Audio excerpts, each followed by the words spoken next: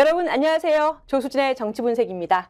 오늘도 놓치지 말고 꼭 알아야 할 뉴스들 준비했습니다. 스픽스가 콕 찍어주는 뉴스 스콕 시작합니다.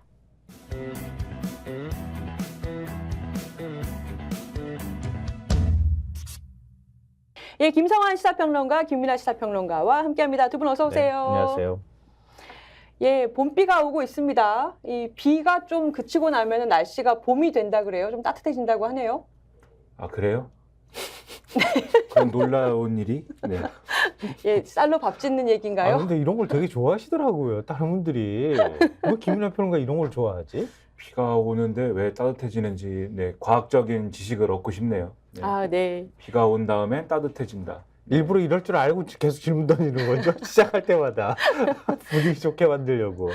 아니, 이제 봄비 이후에 따뜻해지고 한다는데, 뉴스도 네. 한동안은 민주당 위기설, 위기론으로 계속 이제 뒤덮였었는데, 오늘 아침 뉴스들 보니까 확실하게 좀 기류 변화가 있어요. 네. 이 지구도 그렇잖아요. 세상의 절반이 한쪽이 따뜻해지면 한쪽은 추워지잖아요. 약간 좀 그런 느낌이다 이런 생각 하시면 어떨까 싶은데요. 오늘 신문을 한마디로 요약하자면 위기감 느낀 보수 신문들. 위기감 느낀 보수 신문들. 예, 이 키워드 하나로 모든 전국을 지금 설명할 수 있을 것 같아요. 오늘 신문을 조금 헷갈리실 수 있는데요. 우리 맛지도 그린다고 생각하시고 네. 신문 지면을 종횡무진으로 오늘 누빌 거거든요. 맛지도 탐색한다고 생각하시면서 저희 지면을 그대로 따라오시면서 저희 얘기들을 시청하시면 어떨까 싶어요. 예, 아주 왜 재밌을 것 위기라고 같습니다. 느끼는지 위기라고 하는 키워드를 계속 머릿속에서 상기시키면서 저희가 말씀드리는 거를 같이 한번 시청을 해보시면 좋을 것 같은데요. 일단 조선일보 3면부터 먼저 보여드릴게요. 예, 조선일보 3면입니다. 네. 왜 위기를 조선일보가 느끼고 있을까? 느껴지세요? 민주당에 실망한 야표심 조국으로 총선 야권파이 더 커졌다. 조선일보 입장에서 큰일 났네. 그 밑에 예, 위기론에도 한동훈만 쳐다보는 여. 큰일 났네. 그 흐름이 예. 야권 파이가 더 커졌다. 그게 이제 조국혁신당이 민주당, 이재명의 민주당에 실망한 표심을 뭔가 이렇게 캐치를 하면서 그걸 떠받치면서 그게 다시 이제 민주당 지지로 가는 흐름이 형성이 됐다. 그 얘기는 계속 이제 전해드린 거잖아요. 네네. 근데 그 얘기를 하면서 네. 그 밑에 지금도 보셨듯이 한동훈만 쳐다보고 있느냐, 여당은. 지금 이제 그 얘기를 지면에서 한 거죠. 그러니까 이게 위기감을 느끼면서 여당에 너네 뭐해? 이제 이렇게 얘기하고 있는 것이기 때문에 이게 오늘 좀 특이하다. 어제 저희가 소식 전해드리면서 조선일보가 5개, 그러니까 총선을 한 달 앞두고 5개 쟁점 지역구에 대해서 여론조사를 돌렸어요. 한 지역마다 500명씩 샘플을 넣었기 때문에 굉장히 신뢰도가 어느 정도 있다 그러면서 저희가 관련 내용들을 쭉 설명을 해드렸거든요. 근데 각 후보별로 어떤 그 지지율이나 이런 것들도 관심이 되지만 조선일보가 이 여론조사를 해놓고 이렇게 분석하다 보니까 조국혁신당 이거 뭐지? 계속 이걸 발견하게 된 거예요. 그래서 어제도 관련 내용을 보도하고 난 다음에 오늘 또 보도한 거예요. 거기다가 지면 배치를 보니까 한 장에 메시지를 다 담았네요. 네. 예. 그러니까 조국혁신당의 흐름을 보니까 이거 민주당 지지층만 가는 건 아닌 것 같아. 그리고 뭔가 여기에는 다른 의미가 담겨 있는 것 같아. 이걸 조선일보가 지금 읽었다고 볼 수 있는데요. 예. 그래서 3면 내용이 이제 그 내용을 담고 있지만 1면 머릿 기사에도 관련 내용을 올렸어요. 1면을 한번 보시면 아실 거예요. 예. 자, 저렇게 됩니다. 총선 판세 흔드는 조국 혁신당 이변. 이게 일면 탑 기사네요. 네, 맞습니다. 이 조선일보가 조선일보 TV조선이 K-스탯 리서치에 의뢰해서 지난 12월에서 11일 실시한 주요 5개 지역구 여론조사에서 비례정당 투표 의향을 묻는 질문에 조국 혁신당이 지역별로 15에서 24%를 기록했다고 하는 거예요. 예. 이게 5개 지역이 어디냐면요. 성남 분당갑, 수원병, 경남 양산을, 서울 마포을, 인천 계양을이에요. 이게 격전지네요. 네, 격전지이자 지역의 특정 지역에만 몰려 있는 것도 아니고 굉장히 다양한 지역이거든요. 그리고 여기에 그 여론조사 내용이 어떻게 나와 있냐면은 비례 투표 의향을 묻는 거예요. 국민의 미래가 성남 분당갑에 27%, 민주당 15, 조국혁신당 19, 개혁신당 8 이렇게 나오고요. 수원평, 국민의 미래 26, 민주 15, 조국혁신당 15, 개혁신당 9. 경남 양산을 국민의 미래 32, 민주 15, 조국혁신당 20, 개혁신당 4.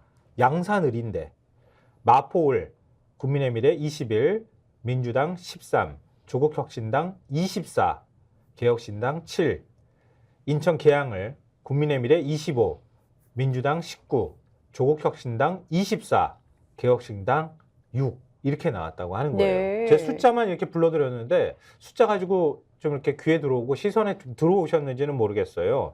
그런데 성남 분당갑은 뭐 성남의 강남이다 이렇게 불리는 지역이잖아요. 예. 안철수 의원 예, 그리고 예. 이광재 전 의원이 같이 지금 붙어 있는 지역이잖아요.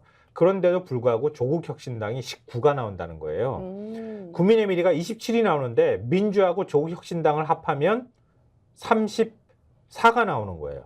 그러니까 민주당 단독으로 할 때보다 훨씬 높은 거네요. 네. 예. 만약에 조국혁신당을 어떤 층이 가서 찍을지 모르겠지만 민주당 지지자들이 갖겠죠, 일부. 네. 그렇지만 두 개를 합쳤을 때 34가 나온다는 얘기는 조국혁신당에 이 정도 표를 던지는 사람이 국민의당에다가 국민의힘에다 표를 던지진 않을 거 아니에요, 지역구에. 예. 이러면 판세가 바뀔 수 있다. 어... 조선일보 논리가 지금 위기감을 느끼는 게 바로 이 지점이라고 하는 거예요. 중도층까지 움직이고 있다, 부동층까지 움직이고 있다고 볼 수 있는 거네요. 네, 어느 정도 움직였다 이렇게 조선일보는 보고 있는 거예요. 예. 그래서 조선일보 3면에도 그런 내용이 담겨 있어요.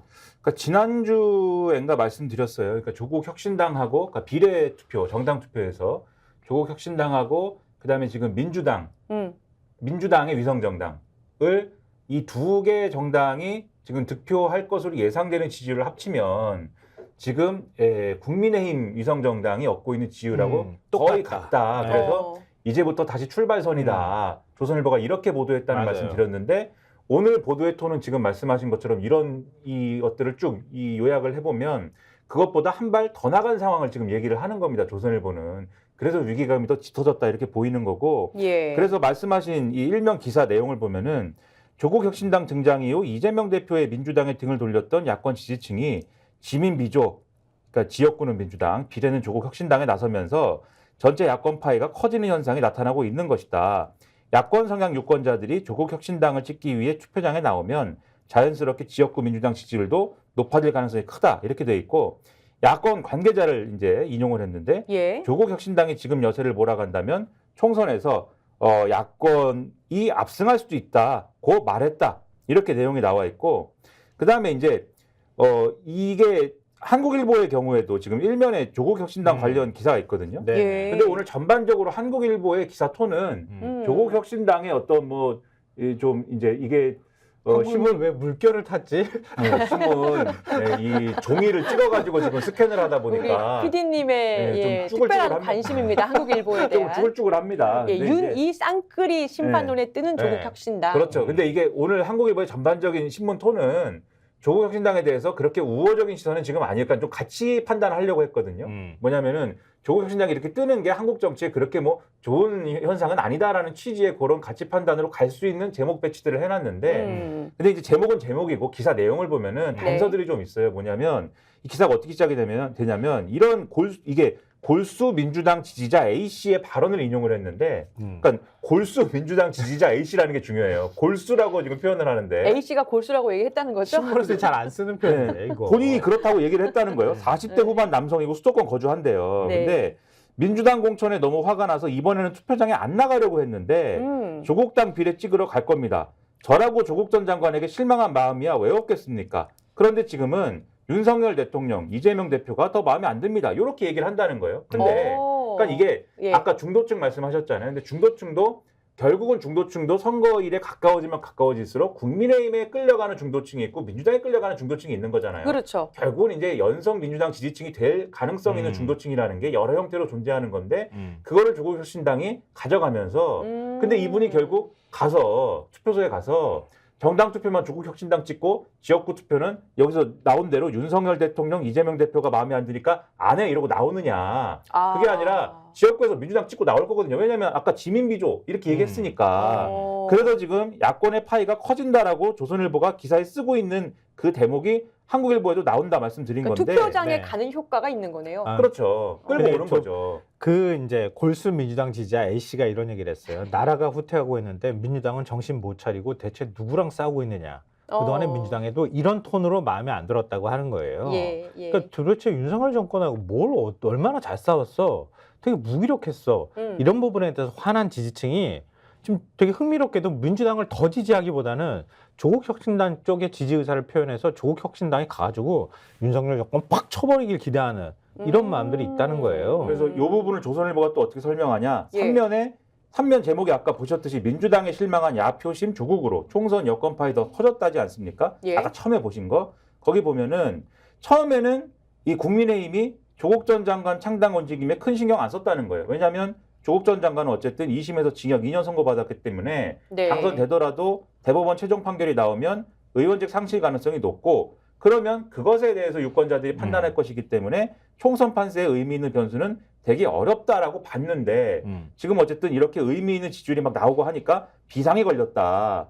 그래서 국민의힘은 민주당과 조국혁신당의 연대는 범죄자 연대라며 바람 차단에 나섰지만 아직은 역부족이다 이렇게 평가를 하고 있고 또 나옵니다. 민주당과 조국혁신당이 합쳐 150석 이상을 확보하면 사실상 좌파 진영의 승리라고 평가할 수 있을 것이다라는 말이 정치권에서 나왔다 이렇게 얘기를 하고 있어요. 그리고 여기에 대해서 마지막에 그러니까 이제 슬슬 여당 뭐하냐라는 얘기로 가는 건데 여당 관계자를 인용을 합니다. 그동안 여야 선거 구도가 한동훈 대 이재명 대립으로 잡혀가는 흐름이었고 한동훈 비대위원장이 연일 이 대표를 향해 맹공을 퍼부으면서 국면 전환을 성공적으로 해왔다고 말했다라고 하면서 그러나 조국 혁신당의 부상으로 한 위원장 대신 윤 대통령이 다시 소환되고 있다는 것이다. 이걸 조선일보가 이렇게 평가를 하고 있다. 이게 불안한 거예요, 지금 조선일보는. 그러니까 그동안에 민주당이 제대로 싸움을 못하면서 윤석열이라고 하는 심판의 대상이 사라져버렸잖아요. 그랬죠. 사라져버렸는데 조국 전 장관이 나오면서 갑자기 숨어있는 윤석열 대통령을 이렇게 끄집어내서 선거의 전면전에도 확 전면에 앞에다가 빡 끌어올리는 작업들을 했다. 그런 효과로 이어졌다. 이런 거예요. 맞아. 조국이 윤석열 검찰총장하고 할 때 그렇게 했었지. 네. 그러니까 정권심판원이 갑자기 불이 붙는 현상이 나타나고 있다. 이런 건데요. 그래서 조선 3면을 다시 한번 보여주실래요? 저희가 위기라고 하는 이유를 말씀드렸던 이유가 또 하나 있어요. 예. 이렇게 위기인데 조선이 보기에 이렇게 위기고 이렇게 이변이 허를 찔리는 상황인데 국민의힘이 근데 한동훈만 쳐다보고 있다 여권은. 여 옆에 사진도 한동훈 비대위원장 굉장히 애쓰는 사진이 나와 있네요. 뭘 사진이지? 셀카를 아마 찍어주고 있는 것 같아요. 열심히 지금 셀카만 찍냐 이거죠. 선거운동 열심히 하고. 야 진짜 한동훈은 저렇게 너무 열심히 깨알 같지 하는데. 않아? 예. 그러니까 정신 차려라고 여권을 향해서 얘기하고 싶은 건데요. 지금 국민의힘이 선대위를 한동훈 원톱 체제로 만드는 걸 구상하고 있잖아요. 그러니까 한동훈 얼굴로 한동훈이 그동안에 국민의힘 지지율도 끌어올렸고 그리고 정권 심판론도 상당 부분 희석시키는 데 기여를 했다는 거 아니에요. 그리고 국민의힘 정당 지지율도 같이 끌어올리는 역할을 했잖아요. 그러니까 이번에 선대위도 한동훈 원톱 체제로 그냥 가자 이렇게 얘기가 되고 있다는 거예요.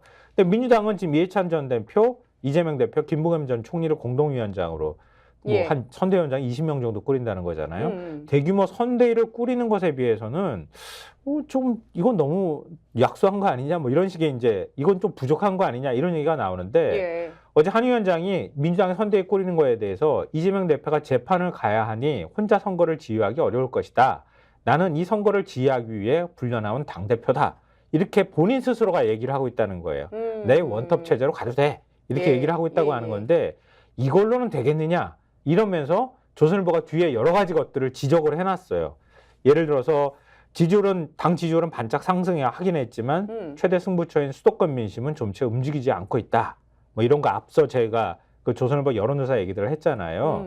그러니까 지금 앞서 5개 지역구에 대해서 여론조사 해봤더니 수도권 4곳 모두 정부 견제론이 정부 여당 지원론보다 높은 수치를 보였더라. 한겨레 어제 저희가 또 소개를 해드렸던 여론조사를 다시 인용을 해요. 그러니까 남의 여론조사 잘 인용 안 하거든요. 이 조선일보가. 아, 그래요? 자존심 상하잖아. 한겨레라는 신문을 한겨레 신문이라고 얘기도 안 해요. 어떤 신문이라고 얘기를 하지. 근데 인용을 했습니다. 여론조사 인용해야 되니까는 그 신문을 얘기하지 않을 수 없는 거예요. 네. 그래서 한겨레가 글로벌 리서치에 의뢰해서 8-9일 실시한 수도권 여론조사도 수도권에서 정부 심판론이 정부 여당 지원론보다 정부 심판론이 53이었고 정부 여당 지원론이 41%였거든요. 그러니까 12%포인트가 높더라. 이런 내용도 전하고 있어요. 그리고 이 조선일보 이 한동훈만 쳐다보는 여당 기사에 보면은 모 정치 컨설턴트가 나오는데 이름이 나옵니다. 박성빈 정치 컨설턴트가 나오는데 예. 그러니까는 이거 뭐 이분이 조선일보가 물어보는 거에 답했다고 해서 너무 묘하지 마세요. 물어보면 답을 하는 거는. 그럼 한국일보에도 답하고 다 했더라고요. 그렇죠. 김성환 평론가님한테 물어봐도 답을 하실 거잖아요. 답은 왜냐면 조선일보는 연락 안 하더라고요. 그렇죠. 연락 안 해서 문제지. 아니, 코끼리는 생각하지 말라는 것도 아니고 미워하지 마세요라고 하니까 네. 미워해야 되나? 그래서 절대 묘하지 마시고. 느낌이에요. 네. 그러니까는 이제 코멘트를 해주는 건데 예. 한 위원장은 각종 여론조사에서 왜 아직 정부 심판론이 더 높은지 생각해봐야 한다. 그래서 원희룡, 나경원, 안철수 등 차기 대권 주자들과 공동선대위를 구성해 당의 미래 비전을 제시하는 방안도 검토해야 한다. 이렇게 얘기했다고 하거든요. 물론 저는 이 당의 미래 비전을 제시하는 방안을 검토해라라는 얘기에 동의가 되는데 그렇게 해서 돌파를 하라는 조언을 할 수 있다는 동의가 되는데 원희룡, 나경원, 안철수가 모이면 그게 되느냐에 대해서는 조금 의문이 있고 그다음에 이런 조언이라도 한동훈 비대위원장이 지금 들을 체세가 되어 있느냐에 대해서는 큰 의문이 있습니다. 현실적으로 뭐 이뤄질 수 있느냐? 그렇죠. 예. 이걸 한동훈 비대위원장만의 생각으로 할 수 있는 일은 아닐 것 같기 때문에 그러게요. 윤석열 대통령의 윤허가 있어야 되는데 그게 가능할까는 제가 의문인데 아무튼 이런 얘기가 나오는 와중에 또 비슷한 생각을 어디가 하자고 있냐면 중앙일보가 하고 있어요. 사실. 네. 중앙일보의 8면을 보시면 여당 한동훈 효과 기세대 4야 반윤 포위망 공세 이런 기사가 있습니다. 그러니까 포위망이라고 썼네요. 그렇죠. 네. 저 그림을 딱 보시면 예. 이게 아주 직관적으로 이해가 되잖아요. 이재명, 이낙연, 뭐 이준석, 조국에 포위돼 있네요. 그렇죠. 물론 서로 간에는 분열하고 뭐 이렇게 돼 있지만 적대, 그렇죠. 분열 뭐 이렇게. 분열과 적대가 있긴 하지만 가운데 국민의힘과 한동훈 비대위원장이 뭐 웃고 있습니다마는 그 압박을 느끼고 있잖아요. 사방에서 예. 웃고 있지만 그래서 이 기사가 이제 이렇게 나온 것도 사실 이런 부분인데 여기 이렇게 써 있어요. 총선 한 달 앞둔 시점에서 국민의힘이 반윤을 기치로 내건 범야권에 고립된 형국이라는 평가가 나온다. 여권이 이른바 한동훈 효과로 기세 올리고 있지만 범야권 전체 지지율이 여당 지지율을 웃돈다는 조사가 잇따라 나와서다. 그래서 국민의힘에서도 총선 승리를 위한 전략 수정이 불가피하다라는 의견이 고개를 들고 있다. 이렇게 표현을 하고 있고 네. 이게 범야권의 동질성은 떨어진데 이들이 위협적인 이유는 반윤 성향이라는 공통점을 지녔기 때문이고 총선 주요 고비마다 정권 심판론이 부각되면 이들이 한 목소리로 여당을 공격할 수 있다는 것이다. 이렇게 표현을 하고 있습니다.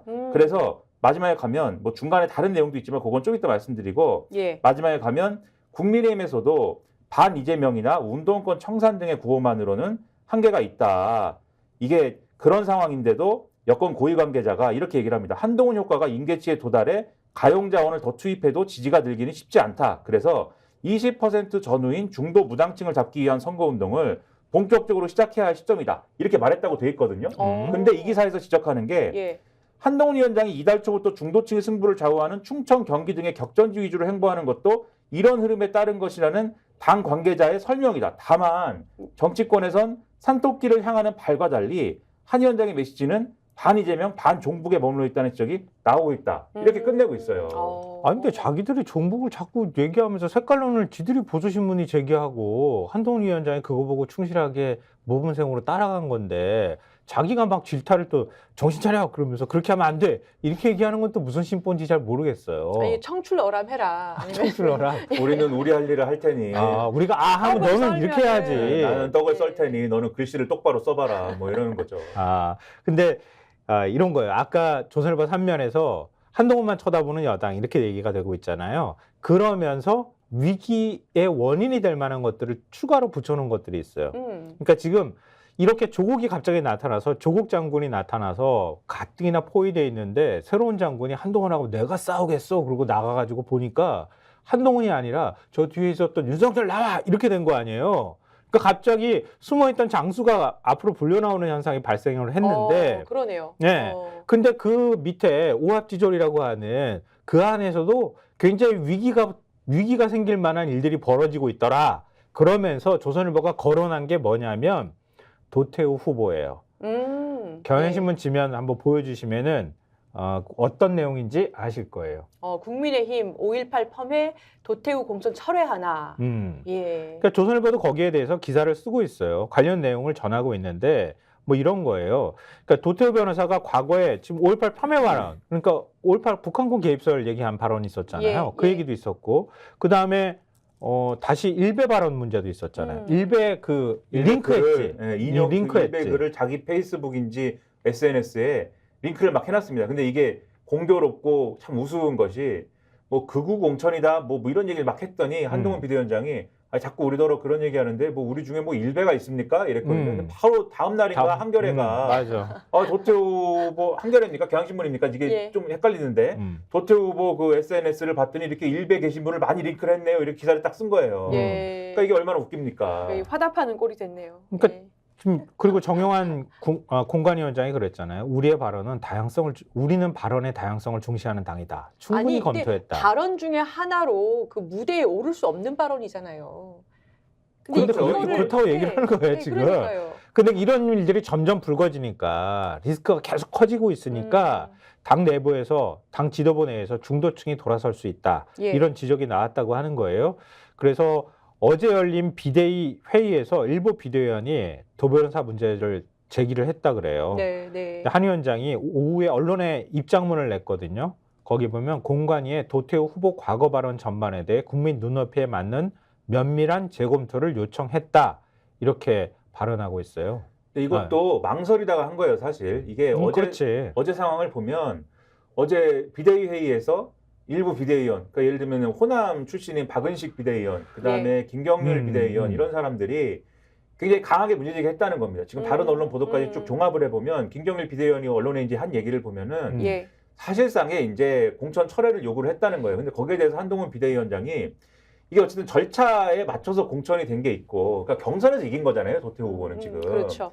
그런 것을 지금 되돌리기에 상당히 부담이 있다라는 점을 얘기를 하면서 좀 두고 보시죠라고 얘기를 했다는 겁니다. 내 자신이 이 도태우 후보의 생각이나 발언에 동의하는 건 아니지만 절차적 부담이 있으니까 두고 보시죠라고 했다는 얘기가 점심 때 기사로 막 나왔어요. 한국일보를 비롯해가지고 기사로 막 나오고 시끄러워지니까 그러다 보니까 오후가 돼서야 언론에 입장을 공지한 거거든요. 재검토를 요청했습니다. 근데 이거는 그러면은 철회된 것이냐? 지금 기사 제목에서 보듯이 철회된 건 아니고 결국은 공관위가 결정을 해야 돼요. 비대위가 그렇게 요청을 한 것이기 때문에. 다만 비대위가 어쨌든 최종적으로는 도장 찍어줘야 공천이 되는 것이기 때문에 재검토를 요청했으면 철회될 가능성이 높겠지. 이렇게 언론은 보는 거지만 하지만 애초에 이게 문제가 제기가 일단 됐던 거고 계속해서 불분명한 태도를 취해왔던 것이 유권자들의 뇌리에 남아있는 거 아니겠습니까? 도움이 되겠냐는 거죠. 이런 것들이. 그러니까 유영하 변호사는 박근혜 전 대통령의 최호위무사이자 그 국민의힘에서 크게 거부감이 없단 말이에요. 물론 굳이 따지자면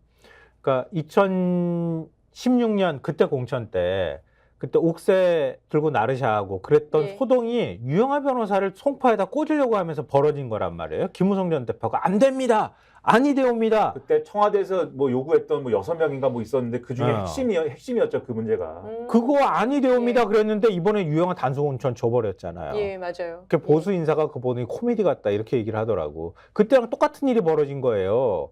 그러면 국민의힘은 도대체 어디로 간 거야? 탄핵에 간 완전히 되돌아간 거야? 이런 얘기를 보수 인사가 심지어 입에서 얘기를 하더라고요. 근데 도태우 변호사는 부담스러웠잖아. 극우의 행보를 보였기 때문에. 그러니까 어찌 보면 경선을 붙여주는 것으로 성의 표시를 했는데 덜컥 경선에서 이겨버렸네? 이겨버렸는데 이거 감당도 못하는데 박 전 대통령 하여튼 어떻게든 내가 지켰던 사람이다라고 하는 타이틀이 있단 말이에요. TK의 민심이 또 있잖아요. 이거 공천 철회할까? 그래서 이런 게 부담스러운 가운데 이런 것도 사실 야권 아까 포위된 한동훈 비대위원장 얼굴을 떠올리시면서 이 포위된 세력들의 공격 포인트 아니겠습니까? 이준석 예를 들면 그중에서 가장 보수에 가까운 어떤 세력이 이준석인데 이준석 개혁신당도 이 문제에 있어서는 굉장히 강하게 공격할 수밖에 없는 거잖아요. 그렇죠. 도태우 변호사 문제라든지. 그렇죠. 포위된 상황에서 또 하나 이 포위된 포인트에서 중요하게 또 다룰 수밖에 없는 게 아까 중앙일보 기사 말씀드렸잖아요. 그 한동훈이 포위돼 있는 그 기사에서 거론하고 있는 게 이게 이 문제를 거론하고 있어요. 이렇게 포위될 수밖에 없는 반윤 성향의 공통점을 만드는 연결고리가 해병대 최상병 사건 수사 외압 의혹이 대표적이다. 사건 피의자인 이종섭 전 국방부 장관이 호주 대사로 임명돼 출국하자 민주당과 조국혁신당은 국가의 모든 공권력을 활용해 범인을 도피시킨 국기 문란 사건이라면서 윤 대통령을 정조준하고 있는데 다른 정당들, 다른 제3지대 정당들도 런종석 개혁신당, 범인 은닉 새로운 미래 이런 기본 입장이 같다. 이 문제가 또 새롭게 등장하고 있는 겁니다. 고소신문들의 이종섭 위기. 전 장관 나갔죠. 예, 예, 예. 위기라고 하는 키워드로 또 하나의 위기가 나온 거예요. 네. 경향신문 지면을 보시면 아실 거예요. 논란이 점점 커지고 있습니다. 네. 그럴 거라고 얘기했는데 우리가 그럴 거라고 얘기했잖아요. 이거 그렇게 충원을 커진다고. 이종섭 내부는 윤 대통령의 은폐, 도피극, 책임론 비등. 그러니까 출국은 이미 했으니까 예. 거기에 대한 책임론이 지금 제기되고 있다. 이런 얘기를 지금 경향신문 일면에서 전하고 있고요. 경향신문 3면으로 가보실까요? 일반 피의자 출금 해제에 깐깐한 법무부. 이종섭엔 속전속결. 네, 이야. 그러니까 변호사시니까 이런 예. 거 보셨습니까? 어떻게? 아니 저거는 진짜 드문. 저는 19년 변호사 생활했지만 본 적도 들은 적도 없는 일인 것 같아요. 그러니까 이게 좋겠어요. 대통령하고 친하면. 막 수사받고 있는데 핵심 그러니까요. 피의자인데 이 막 어딜 나갑니까? 제가 왔다 갔다 하면서 마주치는 변호사마다 물어보거든요. 이런 거 봤습니까? 본 사람이 없어요. 한 명도 지금까지. 아, 진짜? 네. 아, 나 안 물어봤는데. 김민하 음. 평론가 역시 대단하다. 그게 왜 대단하죠? 아니, 물어보는 게. 아, 그래도 그렇게 일일이 다 물어보고 있다는 거잖아. 나름 취재를 하는 거잖아. 취재가 아니라 방송 중에 물어봅니다. 이런 거 보셨냐고. 그 변호사가 뭐라 그래? 못 봤다고 하죠. 이런 거 처음 본다고 하죠. 자, 그러니까 아까 포위됐다고 얘기를 했잖아요. 민주당이 수사 외압은 수사 외압 몸통은 대통령이다. 그러면서 법무부하고 외교부 장관 탄핵을 추진한다. 이렇게 입장을 밝혔고요. 조국 혁신당은 윤 대통령을 범인 도피 혐의로 형사 고발했고요. 그리고 지금 어제 이재명 대표하고 홍영표 민주당 원내대표 뭐 얘기도 있는데 그건 그냥 건너뛰고요. 이준석 개혁신당 대표 오늘부터 런종섭 씨는 모든 범죄자의 롤모델이다. 범죄 수사망이 좁혀올 때 외국으로 피신하는 것은 모든 범죄자가 꿈꾸는 환상의 도주 시나리오인데 국가가 고위 관직 주면서 앞장서고 있으니 이보다 더 좋을 수 없다. 야, 말 잘해요. 예. 네, 윤 대통령에게 단도직입적으로 묻겠다. 국가 권력이 장난 같은가? 이렇게 얘기를 했다고 합니다. 그리고 조국 혁신당이 윤 대통령이나 그리고 외교부 그리고 또 그렇죠. 법무부 장관 그리고 심우정 법무부 차관을 범인 도피 혐의로 고위공직자 범죄수사처 공수처에 고발했다고 합니다. 그리고 지금 안에 출금 해제 깐깐한 법무부 이종섭엔 속전속결 이렇게 했던 내용을 보면은 출금 대상자가 법무부를 상대로 취소 소송 중에 확정된 판결 47건을 살펴봤더니 지난 3년 동안요. 예. 31건이 기각이 됐더라는 거예요. 그러니까 당연한 거예요. 네, 그 설명 안 드려도 되죠? 예. 네. 그러니까 출금 해제해 주세요. 아니 왜 나 출금 묶어놨어요? 뭐 이렇게 얘기를 했는데 안 풀어준다는 거예요. 아니 왜냐하면 외국에 나가면 안 돌아오는 율이 너무 많거든요. 도망가가지고. 예. 근데 예를 들면 이런 거예요. 불법 다단계 판매 조직 운영 혐의로 경찰 수사를 받던 A 씨. 2022년 5월부터 11월 출금 조치가 내려진 것은 정당하다 이렇게 법원에서 판단했다는 거예요. 예. 수출 계약을 위해서 출국할 필요가 있다. 빨리 내보내달라. 출금 풀어달라. 이렇게 했는데 법원이 안 받아들여졌다는 거예요. 법무부 장관이 범죄 수사를 위해 출국을 정지하도록 하는 것은 국가 형벌권을 확보함으로써 사법 정의를 실현하고자 함에 있다. 이렇게 판단했다는 거예요. 그리고 뭐 코인 관련 사기 혐의로 경찰 수사를 받던 뭐 B 씨도 1년 10개월을 넘는 출금을 당해서 취소 소송을 냈지만 역시 패소했더라. 그런 내용들을 쭉 담고 있어요. 근데 법무부가 뚜렷한 근거 없이 출금을 연장하다가 법원에서 제동이 걸린 경우도 10건 있었다. 네, 그런 내용도 함께 전하고 있어요. 일반 사건에서 적극적으로 출금을 하던 법무부가 유독 이 전 장관 사건에는 소극적으로 임한 것 아니냐. 이런 지적을 받을 수 있는 대목이다라고 경향신문이 전하고 있습니다. 예, 그리고 이렇게 속전속결로 이례적인 일이 이루어지는 걸 봐서는 뭔가 조직적으로 한다라는 느낌을 지울 수가 없어요. 그건 너무 당연하죠. 네. 그건 국민들이 뭐 온 세상이 다 아는 거라고 볼 수 있는데 그러면 법무부가 심의를 열어가지고 출금 해줬잖아요. 그렇죠. 그 논리가 수사에 성실히 협조했다는 거잖아요. 공수처에 나가서 달랑 4시간 수사 협조했고 네. 그리고 난 다음에 어제 MBC에 보도된 내용이 있는데 휴대전화도 제출했다. 이게 일종의 이제 그 알리바이인 거잖아요. 출금 해제 조치에. 그렇죠. 이렇게 성실하게. 증거 인멸도 하지 않았고 수사에 협조했다. 뭐 이런 제스처죠. 정말 그럴까요? 어제 MBC가 뉴스데스크에서 보도한 게 있어요. 한번 영상 보고 오시죠. MBC가 호주 대사로 임명된 이종섭 전 국방부 장관이 출국 금지 상태라고 보도한 뒤 이 전 장관은 하루 만에 고위공직자 범죄수사처에 출석했습니다. 4시간가량 면담에서 수사에 협조하겠다고 약속하면서 휴대전화도 제출했습니다. 그런데 공수처가 이 휴대전화를 확인해보니 최상병 사건 이후 처음 쓰기 시작한 새 휴대전화였던 것으로 확인됐습니다. 작년 7월 31일 이 전 장관은 하루 전날 자신이 결재한 해병대 수사단의 수사 결과 발표와 경찰 이첩을 돌연 취소했고 그래도 해병대 수사단이 사건을 경찰에 넘기자 국방부 검찰단이 기록을 가져와 국방부 조사본부의 재검토가 이뤄졌습니다. 모두 7월 말부터 8월에 벌어진 일인데 이후 새로 쓴 휴대전화를 제출한 겁니다. 아니 그러니까 휴대전화를 냈습니다 이러고 출국했는데 그 휴대전화가 사건 발생 이후에 새로 만든 그러니까 아무것도 없는 사건 관련 내용 아무것도 없는 걸 냈다는 거예요? 네. 근데 수사에 협조했다는 거야. 그럼 왜 내죠 핸드폰을? 그러게. 아깝게? 핸드폰 비싸지 않나요? 비싼데. 그러니까 날 주지. 왜 돈백씩 하지 않나요? 아니 100만 근데 원이 무슨 더 비싸죠? 이거는 기본적으로 이런 조언을 하는 로펌들이 정말 변호사들이 반성해야 됩니다. 아, 조언했다는 거예요, 로펌이? 아니 보통 이거는 로펌들에서 핸드폰 그 증거 인멸을 걸리지 않고 좀 명목 있게 하는 방법으로 조언을 많이 하죠. 핸드폰 교체하세요. 교체하고 싶어서 교체했다고 하고 이전 핸드폰 없다고 하면 되죠. 그거 자기 자유잖아요. 아, 근데 난 이런 거 보면 진짜 자괴감 느껴요. 왜냐하면 공수처 설치법 만들 때 그때 얼마나 반대했어요. 지금 국민의힘에서. 반대할 때 전 나가가지고 아니 검찰이 제 역할을 못하니까 공수처가 좀 견제하는 역할도 하고 그러면 되지. 그리고 아무나 수사하는 거 아니잖아. 검찰하고 경찰 고위관계자 경무관급 이상만 수사 대상인 거거든요. 그리고 법관하고. 맞습니다. 그러니까 이건 딱 제한돼 있기 때문에 지나치게 개인의 어떤 권리를 침해하는 게 아니다. 이렇게 얘기하면서 저는 하나 더 플러스해서 공수처 이렇게 코딱지만하게 만들지 말고 더 크게 해야 된다. 이렇게 얘기했는데 공수처가 저 따위로 수사하는 거야. 기본적으로. 아, 이거 저 따위란 말이 나왔어. 1월에 압수수색 했다며. 그럼 그때 압수수색 했어야지 휴대폰. 맞아요. 이전에 쓰던 거. 맞아요. 일단 공수처에 열받는 게 하나가 있고요. 또 하나는 그건 이제 논의 얘기지만 저 사건하고 아무 상관없는 휴대전화를 제출했다고 하고 그거 열어보면 금방 알 텐데 그게 수사협조라고 풀어준다고? 말도 안 되는. 아니 국방장관까지 하셨던 분이면 이렇게 법을 능멸하면 안 되죠. 장난합니까 지금? 지금 국민의힘 비대위원장은 아예 제출 안 했어요. 그것도 비번 안 풀어줬어요. 비번도 안 풀어주고 그 뒤에 네. 이제 아이폰 엄청 유행한 거 아니에요? 최신 폰으로. 그거 안 풀어주려고 현직 부장검사하고 투닥투닥 하다가 부장검사 독직 폭행 혐의로 그렇죠. 예, 무혐의 받았지만. 무죄 판결 받긴 했지만 예. 뭐 그렇게 하신 분이 지금 국민의힘 비대위원장이시라.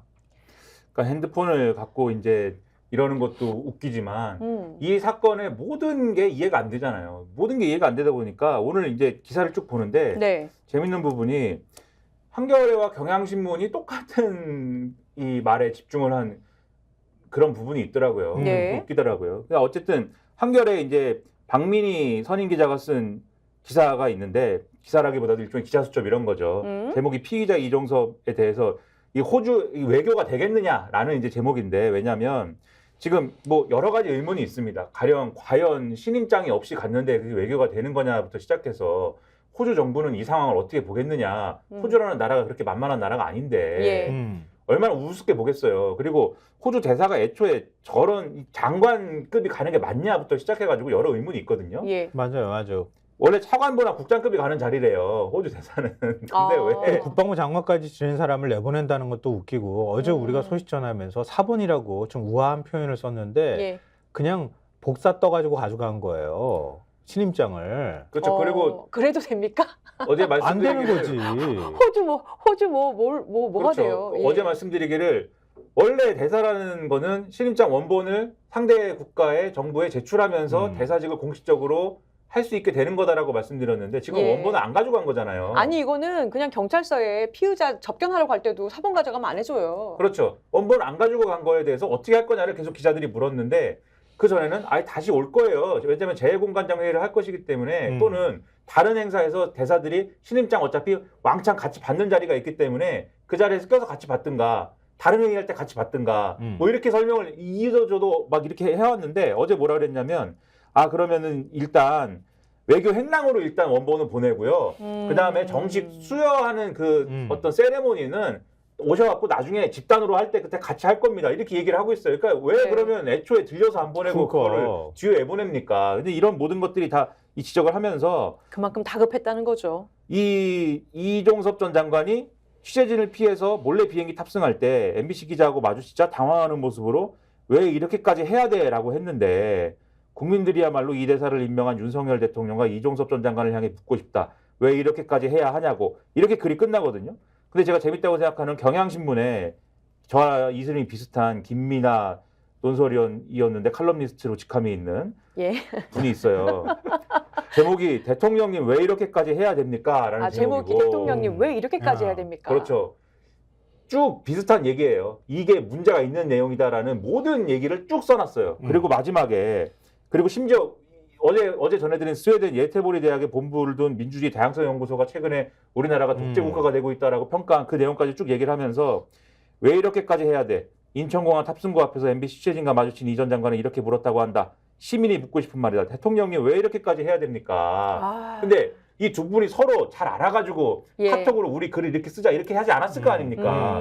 이 얘기를 본 순간 바로 떠오른 거예요. 네, 이종섭 네. 전 장관이 저렇게 얘기를 하는데 오히려 내가 얘기하고 싶다. 왜 이렇게까지 해야 되냐고. 누구라도 마찬가지 심경일 거예요. 왜 이렇게까지 해야 됐습니까? 왜 이렇게까지 해야 됐느냐. 또 사본 들려서 4시간 딸랑 그냥 형식적 조사하고 그렇죠. 출금 풀어주고 무조건 그냥. 예. 왜 이렇게까지 해야 되는 핸드폰은 거냐. 뭐 깡통 핸드폰 내고 그래서 왜 이렇게까지 해야 되느냐 의문을 풀려면 어떻게 해야 될까요? 어떻게 해야 될까요? 이것도 조사해 봐야 되는 거 아닙니까? 조사를 하고 수사를 하고 어떻게 해야 그러니까 될까요? 이해할 수가 없는 게 전직 국방부장관이라는 사람이 이렇게 도망가듯이 네. 휴일날, 일요일날 이렇게 슉 하고 도망간 거 아니에요? 그 이렇게 나가는 거 기자가 가가지고 중국장 안쪽까지 들어가가지고 뭐 왜 그러셨습니까? 왜 이렇게까지 해야 됩니까? 이렇게 얘기하면 어떡하라는 거야? 아니 그러니까요. 그래서 왜 이렇게까지 하는지를 밝혀야 된다 이런 생각이 그렇죠. 절로 드네요. 그래서 지금 이게 문제인 게 경향신문을 보시면 사면을 보시면 제목이 21대 마지막 쟁점 법안들 최상병 특검법 22대 총선에 달렸다 이런 기사가 나와요. 이게 무슨 얘기냐면은 예. 지금 최상병 특검법은 지난해 10월에 패스트트랙에 올려져 있어가지고 올해 4월 3일부터 본회의 표결이 가능한데 더불어민주당은 총선 이후에 처리하겠다라는 입장이거든요. 그러면 이번 총선 성적표가 최상병 특검이 현실화되느냐 여부를 결정할 것이다라는 관측이 나온다. 최상병 특검으로 가야겠네요. 특검으로 갈 수밖에 없죠. 그렇죠. 지금은. 이 부분도 있고 또 별도의 이 부분과 관련된 특검을 발의하는 거냐 이 얘기도 있는 것 같아요. 지금 얘기가. 근데 결과적으로 아까 한동훈 비대위원장 포위돼 있었죠. 예. 네 세력에 의해서. 네네. 근데 이 네 가지 세력이 총선에서 어떤 성적표를 받아들이냐에 따라서 이 특검이 현실화될 수도 있는 것이고 아주 무리 없이 별도의 특검이 뭐 또 될 수도 있는 것이고 여러 가지 가능성이 또 이 문제에 있어서는 이 사건에 있어서는 생기는 거다라는 거를 이 기사가 지금 보여주고 있는 겁니다. 그러니까 대통령은 왜 이걸 밝힐 수 있는 특검이 발의되느냐. 어차피 21대 국회에서 처리를 해야 되는 거지만 법안은 예. 그렇지만 총선 결과를 볼 때 만약에 여권이 대패했어요.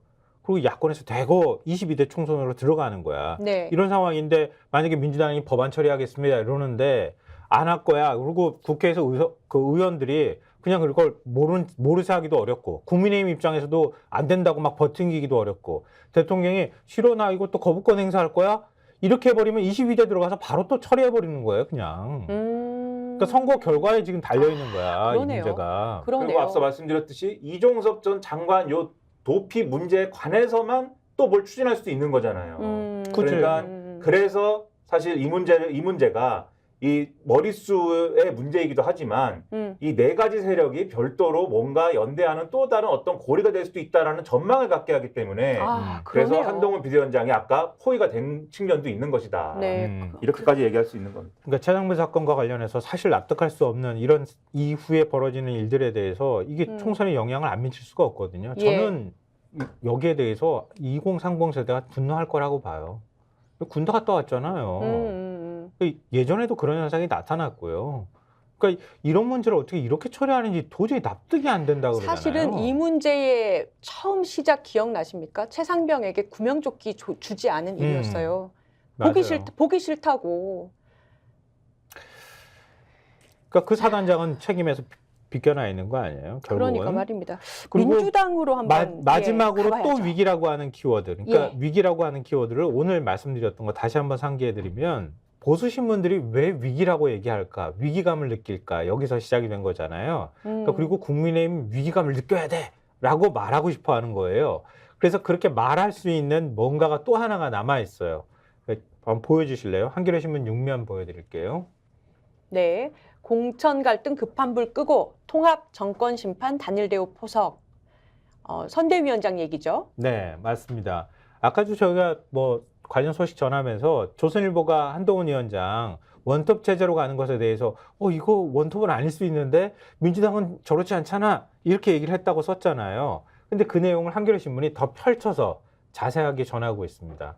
그러니까 아시다시피 어제 이제 20명 정도의 메머드급 선대위를 꾸리겠다 이렇게 민주당에서 나왔잖아요. 근데 민주당이 가장 큰 숙제라고 하는 게 그동안에 이제 공천하면서 당내 분열이나 갈등이 있었던 거잖아요. 예. 근데 그 당내 분열이나 갈등을 선대위 꾸리면서 치유하거나 또 이런 메머드급 선대위를 통해서 그걸 극복하는 새로운 프레임으로 만들어가지고 이번 선거전을 치르려고 한다. 이게 이제 핵심적인 내용이라고 할 수 있고요.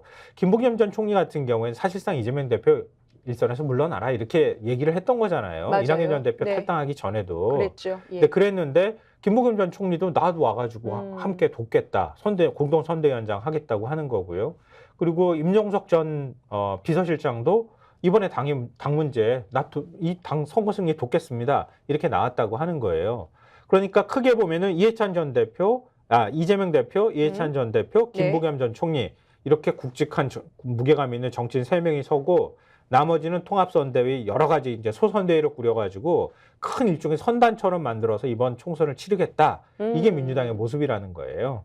근데 요 이제 뉴스가 어떤 기대감을 불러일으키는 거냐면은 일단 이재명 대표는 자기 선거 해야 되지 않습니까? 지금 예. 인천 계양에서 물론 지금 여론조사 결과나 이런 걸 보면은 이재명 대표한테 유리하게 나오지만 예. 그렇다고 해도 지금 총선 이제 한 달도 안 남은 상황에서 내 지역구는 유리하니까는 전국에 난 지원을 하는 뭐 그런 자리에 있겠다. 선거법상으로도 좀 이 문제가 있을 수 있는 대목이고 이게 어렵거든요. 예. 그렇기 때문에 상임 공동선대위원장을 3인이 하더라도 일단 이재명 대표가 전면에 막 나설 수 있는 그런 국면은 아니고 그다음에 이해찬 전 대표의 경우에도 사실 이제는 나이가 이제 많이 드신 거잖아요. 나이가 많으신 것이고 예. 뭐 이게 뭐 기사에서 나오는 내용이라서 말씀드리는 거지만 건강이 안 좋다 뭐 이런 얘기도 있고 근데 건강은 뭐 늘 안 좋으시다고 하는데 예. 건강은 뭐 10년 전부터 안 좋다고 자꾸 하시는데 모르겠어요. 하여튼 그런 부분도 있어서 또 전면에 막 나서기보다는 원로로서 뒤에서 이제 받쳐주는 역할을 하셔야 되는 입장인 거고. 그분 자체로 의미가 있는 거죠. 그렇죠. 그러면 사실 전면에 지금 이 선대위 차원에서 나설 수밖에 없는 포인트는 김부겸 전 총리가 나서게 될 거다라고 지금 보는 건데 예. 근데 기사를 쭉 보면은 김부겸 전 총리가 어쨌든 자기 조건이 있었던 거잖아요. 뭔가 지금까지의 상황에 대해서 통합과 상생을 할 수 있는 그런 요건을 만들어줘야 된다라는 게 있었는데 구체적으로 그게 뭐냐를 물었을 때는 선대위를 꾸리는 과정에서의 어떤 문제, 그러니까 김부겸 전 총리가 그래도 좀 어느 정도의 자율권을 갖고 선대위를 꾸릴 수 있어야 된다라는 얘기를 했다라는 보도가 있는 거고 예. 또 최고위하고 선대위의 어떤 메시지 충돌이나 이런 것들이 있지 않게 해달라. 보통 이제 그런 메시지 충돌 때문에 또 분열될 수가 있는 거잖아요. 그게 아니라 선대위가 할 수 있는 일을 제대로 할 수 있게 해달라. 예를 들면은 지금 김부겸 전 총리가 지금 이 공동 선대위원장을 수락하면서 한 얘기가 있어요. 그게 뭐냐면 투명성, 공정성, 국민 눈높이라는 공천 원칙이 잘 지켜졌는가에 대해서 많은 국민들께서 공감하지 못하고 있다. 과정이야 어쨌든 공천을 받지 못한 후보들과 그 지지자들께 납득할 수 있는 설명과 따뜻한 통합의 메시지가 부족한 것도 아쉬웠다. 국민 여러분께 송구하다. 이런 메시지 내놓거든요. 그럼 이게 사실 이재명 대표가 하기는 어려운 메시지인데 김부겸 전 총리가 하니까 보는 사람 입장에서는 아니 그래도 뭐 공천 갈등 수습했네. 이런 느낌 주는 거거든요. 예. 또 임종석 전 실장도 아까 이제 말씀하셨지만 이런 메시지를 넣어요. 굳이 민주당은 이재명 대표 중심으로 이제 가야 된다. 이재명 대표가 흔들리면 민주당이 흔들린다. 그러니까 이게 한간에 임종석 전 비서실장이 왜 당에 남았을까? 앞으로 총선이 성적이 안 좋으면 이재명 대표를 대체하려나 보다. 뭐 이런 얘기 있지 않습니까? 전당대회를 대비한다. 그렇죠. 예. 그럴 수 있지만 마음속에서 그 생각을 할 수 있지만 총선에서 그 얘기를 꼬리표처럼 달고 지금 할 수가 없는 거거든요. 이 얘기를 일단은 좀 잠재우는 그런 어떤 액션을 자기 입장에선 취한 거 아닙니까? 예. 그러면서 어쨌든 요 공천 갈등을 일단은 좀 이 잠재워 놓는 그런 액션을 취한 거기 때문에 일단은 수습했다. 요 느낌을 주는 거거든요. 그래서 이 뉴스가 중요하다라고 보이는 거고 그리고 고민정 최고위원 복귀한 거죠. 윤석열 정부 폭주를 이제 제어하는 게 더 중요하다 이러면서 복귀한 거죠. 그리고 이 통합형 공천을 하기 위한 여러 가지 이제 일들을 앞으로 하겠다라는 것이 있으니까 김부겸 전 총리가 역할을 하는 선대위가 앞으로 뭘 할지 지켜보자 이런 분위기도 형성이 되는 거잖아요. 예. 기대감 같은 게 만들어질 수 맞아요. 그렇죠. 있죠. 고민정 의원 지금 지지율도 나쁘지 않아요. 그래서 지역구에서. 이런 게 중요하다라는 예. 말씀 드리고 다만 오늘 신문에 보면은 다소간에 이제 다른 뉴스도 있어요. 가령 이제 박용진 의원이 이제 경선에서 패배했다. 정봉주 전 의원이 승리했다. 비명 이런 행사 거는 또 나왔죠. 그렇죠. 예. 또 비명 행사 이렇게 가는데 예. 저는 평론가 입장에서는 요 변수는 지금 그 우리가 주식을 제가 안 하지만 예. 주식할 돈이 어디 있습니까? 제가 주식을 안 하지만 이 하루 하나씩 그 TMI가 너무 네. 재밌습니다. 예. 슬픈 일인데 예. 주식 안 하지만 주식해서 좋을 게 뭐예요, 사실. 뭐 갈 것처럼 얘기하다 빨리 네. 얘기를 해. 이게 선반영돼 있는 게 있다고 봐요. 왜냐하면 예. 박영진 의원이 경선에서 이길 거라고 생각하는 사람은 많지 않거든요, 사실. 왜냐면 하위 10%라서 감산 30%면 절대적입니다, 사실. 오히려 이겼으면은 예. 상당한 또 어떤 야 이겼네 그래도 이런 일이 있어라고 놀라움의 어떤 그런 게 반전의 있을 건데 드라마. 그러면 돌풍이었겠죠. 예. 그렇죠. 아니요. 예. 요게 좀 선반영된 게 있고 다만 그래서 정봉주 전 의원이 또 다른 사고를 치지 않으면 혹시라도 워낙 이제 말이 자유로운 분이잖아요. 아, 코끼리는 생각하지 말라고 하시니까 또 사고가 생각나네요. 그래서 혹시라도 또 다른 사고를 치지 않는 한 예. 요거는 그렇게 큰 지금 상황을 요동치게 만드는 변수는 아닌 것 같고 그다음에 또 하나 지금 비례대표 관련해서 지금 이제 더불어민주연합이 이 좀 선정한 네. 선정한 국민 후보, 국민 추천 후보에 대해서 다시 선정해달라고 요구하는 그런 국면이 있어요. 예, 그렇죠. 시민사회 추천목. 그렇죠. 요런 거를 어떻게 정리하느냐가 지금 변수일 것 같긴 한데 이게 색깔론을 그렇게- 들고 나오니까 그렇죠. 또 민주당에서 크게 뭐 지금 상황에서 예. 이 국면, 공천 갈등을 수습하는 국면 자체의 균열을 일으키는 변수는 아직은 아닌 것 같다 이런 생각입니다. 아니 그러니까- 전체적으로 지금 보수 신문의 위기감이 줄거리가 쫙 그려지네요. 네. 그러니까 뭐 내용 다 설명드렸으니까요. 지금 이 시점에서 원래 출발점으로 다시 되돌아왔다. 또 다른 시그널이 잡혔기 때문에 지금 여권은 긴장해야 된다. 이런 메시지를 던지고 있는데요. 근데 앞으로 나오면 변수가 있어요. 지금 얘기 나왔던 것처럼 비례대표 공천 어떻게 할 거냐. 이게 시끄러워질 가능성이 있거든요. 네. 지금 그건 국민의 미래다. 국민의힘도 역시 마찬가지예요. 그 과정에서 얼마나 잡음을 최소화할 거냐. 지금은 이제 떨어지는 낙엽도 조심해야 될 때가 왔거든요. 예. 근데 지금 이제 21대로 20여일 남은 거예요. 진짜로. 한 4주만 지나면 이제 총선이 오는 거예요. 여기서 막판에 어떤 돌출 악재가 만들어지느냐. 여기에 따라서도 표심이 확 바뀔 수 있어요. 네. 양당이, 민주당도 바짝 긴장해야 되고, 뭐 국민의힘도 긴장하라고 제가 굳이 얘기는 안 하겠지만, 보수신문이 다 알아서 해주시니까, 민주당은 하여튼 바짝 긴장해야 될 때가 왔다, 이런 생각이 들어요. 네. 그 네. 비례대표 공천과 관련해서 한 말씀만 드리면은 이게 이제 지금 문제가 되는 게 여성 비례대표 1, 2번으로 뽑힌 전지혜 전 서울과학기술대 총학생회 부회장, 정영희 전 구례군 이장이 과거 뭐 반미단체 활동 이력을 했다 등등의 논란 때문에 지금 다시 추천해달라고 한 것처럼 이제 언론에 보도가 되고 있는데 예. 그럼 어떻게 될까요? 이게 예. 이제 예를 들면 국민의힘이나 보수 언론에서는 일종의 색깔론으로 공격하던 인사들인 거잖아요. 예. 근데 잘 보시면은 그 약간의 포인트가 다른 부분이 있는 게 쉽게 얘기해서 제가 변호사가 진행하니까 그런 용어로 말씀드리면 국민의힘이나 보수 언론이 얘기하는 건 형사적인 문제예요.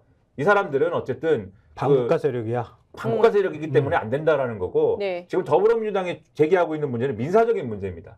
원래 시민사회 추천 몫이라는 걸 우리가 받아들인 이유는 뭔가 사회적 약자, 뭐 비정규직이라든지 뭐 이런 사람들을 추천해달라는 거였는데 물론 당신들이 뭐 오디션도 하고 여러 가지 뭐 절차를 거쳤지만 결국 추천된 사람들을 보니까 이 사람들은 진보당에 가까운 활동가들 아니냐. 그러니까 일반 소상공인이나 어떠한 뭐 서민층이나 이렇게 대변할 수 있는 인물이라기보다는 또 이념 활동가로 보인다. 이런 그렇죠. 취지죠. 그래서 원래 진보당 목도 지금 있는데 진보당 목 3명이 있는데 시민단체에서 추천을 했는데 또 진보당 성향 활동가들이 들어오면 그거는 우리 민사적인 문제 아니야 쉽게 그러니까 얘기해서. 결이 묘하게 다르다 이 그렇죠. 말씀이군요. 이걸 가지고 이제 다시 네. 추천을 해라라고 요구를 하고 있는 건데 예. 근데 이게 잘 정리가 되면 다시 추천을 하고 뭐 정리를 잘 하면 정치력을 발휘해서 그럼 문제가 없이 지나갈 수 있는데 만약에 이게 파탄으로 간다라고 하면은 이게 위성정당 문제가 이상하게 꼬일 수도 있어요 지금 상황이. 왜냐하면 그러네요. 지금 20일밖에 안 남았는데. 보도가 나오는 게 예. 이거를 그냥 다 교체하라는 거거든요. 1, 2번만 얘기하는 게 아니고 뒤에 김희훈 서울대 의대 교수, 임태훈 전 군인권센터 소장 이 다 교체해달라는 것이고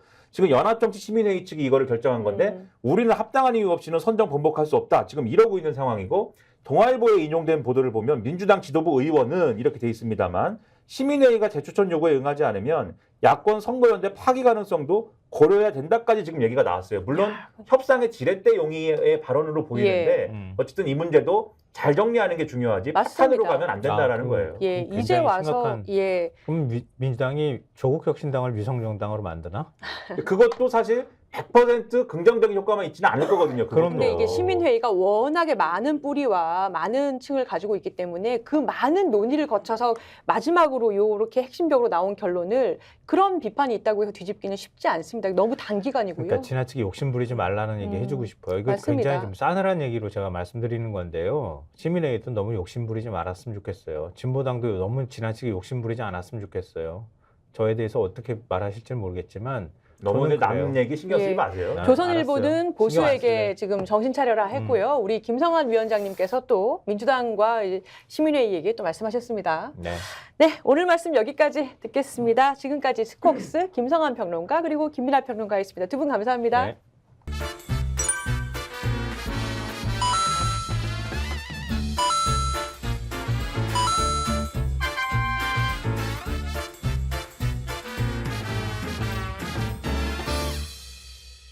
보험에도 점검이 필요합니다.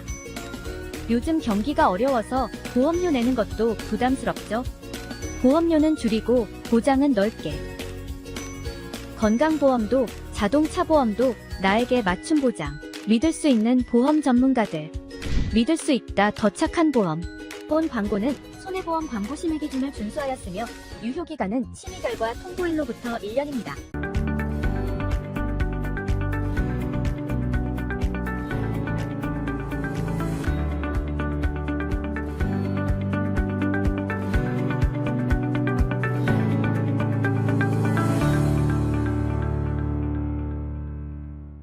매주 화요일은 여론조사를 바탕으로 정치권에서 쏟아지는 이슈에 대한 민심과 여론주의를 훑어보는 시간이죠. 정치본색 심층토론 이택수 리얼미터 대표 김한 한결의 기자와 함께하죠. 두 분 어서 오세요. 네, 안녕하세요. 안녕하세요. 예. 자, 이제 선거 앞두고 뭐 두 분 다 엄청 바쁘시죠? 네, 진짜 이제 한 달 안으로 들어왔네요. 예, 한 20일 정도 남은 것 같습니다. 네. 네, 아, 이제 바쁘게 움직일 때인 것 같습니다. 자, 우리 여론 분석 시간 먼저 윤석열 대통령 지지율부터 짚고 넘어가 보죠. 리얼미터 여론조사 소개해 주실까요? 네, 리얼미터 지난주 월요일부터 금요일까지 조사한 내용인데요.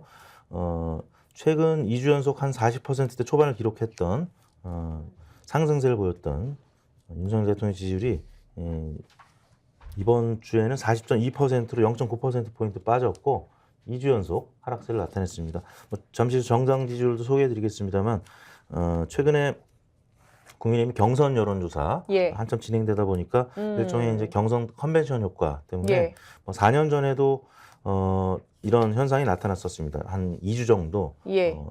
뭐 정당 지지율도 그렇고 대통령 지지율도 그렇고 반짝 상승해서 지금 정당 지지도 나오고 있는데요. 네. 지금 더불어민주당이 상당히 올라갔고 그리고 국민의힘은 내려갔다. 네. 5% 가까이 내려갔다. 네, 그러니까 이제 이 등락폭이 평상시보다는 좀 컸었고요. 이게 지금 한 주 만에 나온 네, 결과잖아요. 그렇습니다. 거의 4%, 뭐 네. 5% 이렇게 왔다 갔다 4% 했습니다. 정도 안팎 등락이 있었고 국민의힘 같은 경우는 지난주에 민주당을 또 큰 폭으로 앞서는 그런 결과가 있었는데 4년 전에도 한참 미래통합당 경선이 이루어질 때 이런 현상이 있었거든요. 그러니까 뭐 한 지역구에 뭐 한 3명에서 많게는 5명 정도 경선에 참여하는 후보들이 여론조사 독려 문자를 이제 보내다 보니까 예. 다 대기하고 있는 거예요, 사실. 그래서 보수 유권자들이 뭐 이른바 과표집이라는 현상이 조금 나타나기도 하는데 이제 컨벤션 효과가 조금 이제 잦아드는 거죠. 경선이 마무리가 되는 과정이다 보니까. 그리고 예. 국민의힘은 특검 이후에 이제 뭐 일종의 컷오프 공천 과정에서 탈락 의원들이 나오다 보니까 부작용 관련된 좀 자본 관련된 뉴스들이 좀 후반에 나와서 지난주부터 조금 나오기 시작했고요. 그다음에 사실 대통령 지지도의 긍정 평가 이제 제1 요인이 의대 정원 확대였잖아요. 네. 근데 이제 의대 교수들의 반발이 이제 확산이 되면서 강경 대응에 대한 여론이 처음에 막 70% 넘기도 했었는데 조금씩 줄어드는. 왜냐면 이제 환자분들이 이제 많이 고생도 하고 또 교수님들까지 이제 나서서 좀 반대를 하는 입장이다 보니까 예. 이 의대 정원 확대 요인이 점점 약화되기 시작했고, 그다음 민생 토론에 관련된 관건 선거 논란이 또 이루어지다 보니까 그 부분도 좀 부작용이 좀 있었던 것 같고, 당 차원에서는 좀 설화가 있었습니다. 성일종 의원이 이토 히로부미 발언 관련돼서 사과도 했었고, 예. 또 유영화 변호사를 이제 공천한 것 두고 또 논란이 좀 있었습니다. 반면에 민주당은 지난주 임종석 전 실장이 당의 결정을 수용하겠다. 그리고 이제 페이스북에 계속 이제 긍정적인 그런 발언들을 이제 올렸고, 박홍원 의원도 예. 이제 당의 결정을 수용하는 이런 모습들. 그래서 이제 한 차례 위기를 좀 넘기는 과정이었고요. 또 이재명 대표하고 조국 대표가 또 만났고, 다만 이제 오늘 박용진 의원이 어떤 입장을 이제 피력할 것인지, 정봉주 전 의원이 아무튼 본선에 오르게 됐기 때문에 예. 마지막 관문이 남아 있다고 보겠습니다. 네. 김한 기자님 어떻게 보세요? 그러니까 지금 아무래도 40총선 20일 정도밖에 안 남았고 정당들의 시간이다 보니까 대통령에 대한 주목도가 좀 떨어진다고는 볼 수 있겠습니다만, 그래도 40%대 유지하고 있는 것은 뭐 의대 정원 문제도 있고 또 민생 토론의 덕이다, 이렇게도 볼 수 있겠죠. 뭐 종합적으로 영향을 끼쳤겠죠. 아까 말씀하신 것처럼 지금 이제 이른바 윤석열 대통령을 적극 지지할 준비가 되어 있는 사람들이 여론조사에 응답하는 시간이기 때문에 사실 그 부분이 반영이 되는 거고, 그럼에도 불구하고 지지할 근거는 있어야 되는데 그 근거를 의대 정원 확대 문제가 어쨌든 받치고 있었던 형국인데, 근데 이제 많은 어떤 언론들이 지적을 했고 이제 저희 신문도 지적을 했습니다만, 이게 이제 말하자면 총선용 정책이기 때문에 반드시 청구서를 받아들이는 시간이 있습니다. 처음에 제안할 때는 굉장히 폼이 나는 것 같지만 예. 결국 이게 정책의 문제는 뭐 선악의 문제가 아니기 때문에, 그러니까 뭐 절대 누가 옳고 절대 누가 틀리는 문제가 아니기 때문에 그렇죠. 이걸 조율하는 과정, 합의하는 과정, 수기하는 과정이 필요한데, 사실 이제 그거의 역량을 담보할 수 있느냐, 이제 그 시간이 돌아오기 시작한 거거든요. 그러니까 그 부분에서 과연, 그리고 이제 이게 어떤 이슈라도 계속적인 갈등 국면, 그다음에 실질적인 나에게 피해가 올 수도 있는 국면으로 가면 피로감이 쌓이게 됩니다. 그러니까 네. 사실 이제 그 부분에서 지금까지는 무조건 2,000명 늘릴 거야, 이 구호의 선명함으로 어쨌든 득표를 했다면, 이제는 이 부분을 좀 실제로 결제해야 되는 이런 시간이 오고 있다, 이렇게도 보여집니다.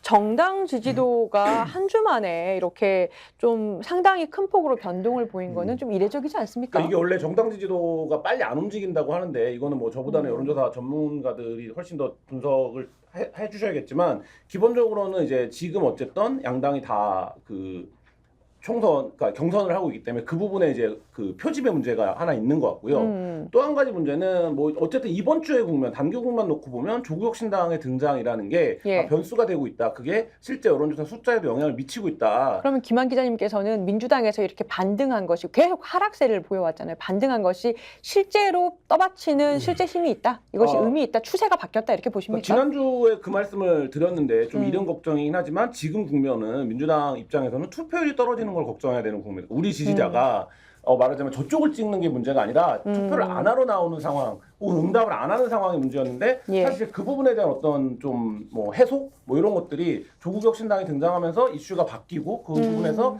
투표를 왜 해야 되는 어떤 뭐 근거 이런 거를 찾은 층이 어쨌든 발견됐다라는 게 조국혁신당의 지지율에도 이제 나오는 거 아니겠습니까? 사실 그런 측면의 효과는 좀 있다고 봅니다. 민주당 지지층 사이에서. 예, 이택수 대표님, 네. 지금 진보가 여론조사에 좀 응답을 하지 않는다, 이런 얘기들 계속 나오고 있잖아요. 네네. 그러니까 진보 진영 지지자들 가운데서 상당수가 뭐 예. 투표장에 가지 않을 가능성이 있다, 뭐 이렇게 얘기들이 나오는데, 네. 이 점은 아무래도 민주당으로서는 상당히 고민점일 것 같아요.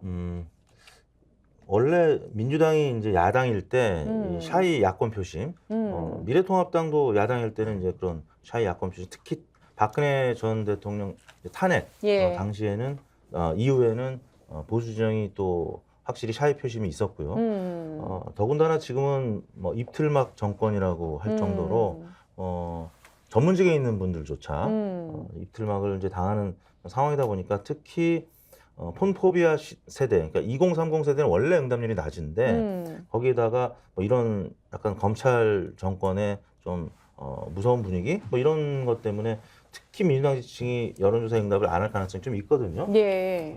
그런데 이제 대통령 지지도를 보면은 아까 이제 40%가량 된다고 말씀을 드렸는데, 부정평가는 56.1%고요. 근데 이 긍정과 부정의 강도를 보면은 매우 잘한다는 22.3%에 그치고, 예. 매우 잘못한다는 의견이 47.5%.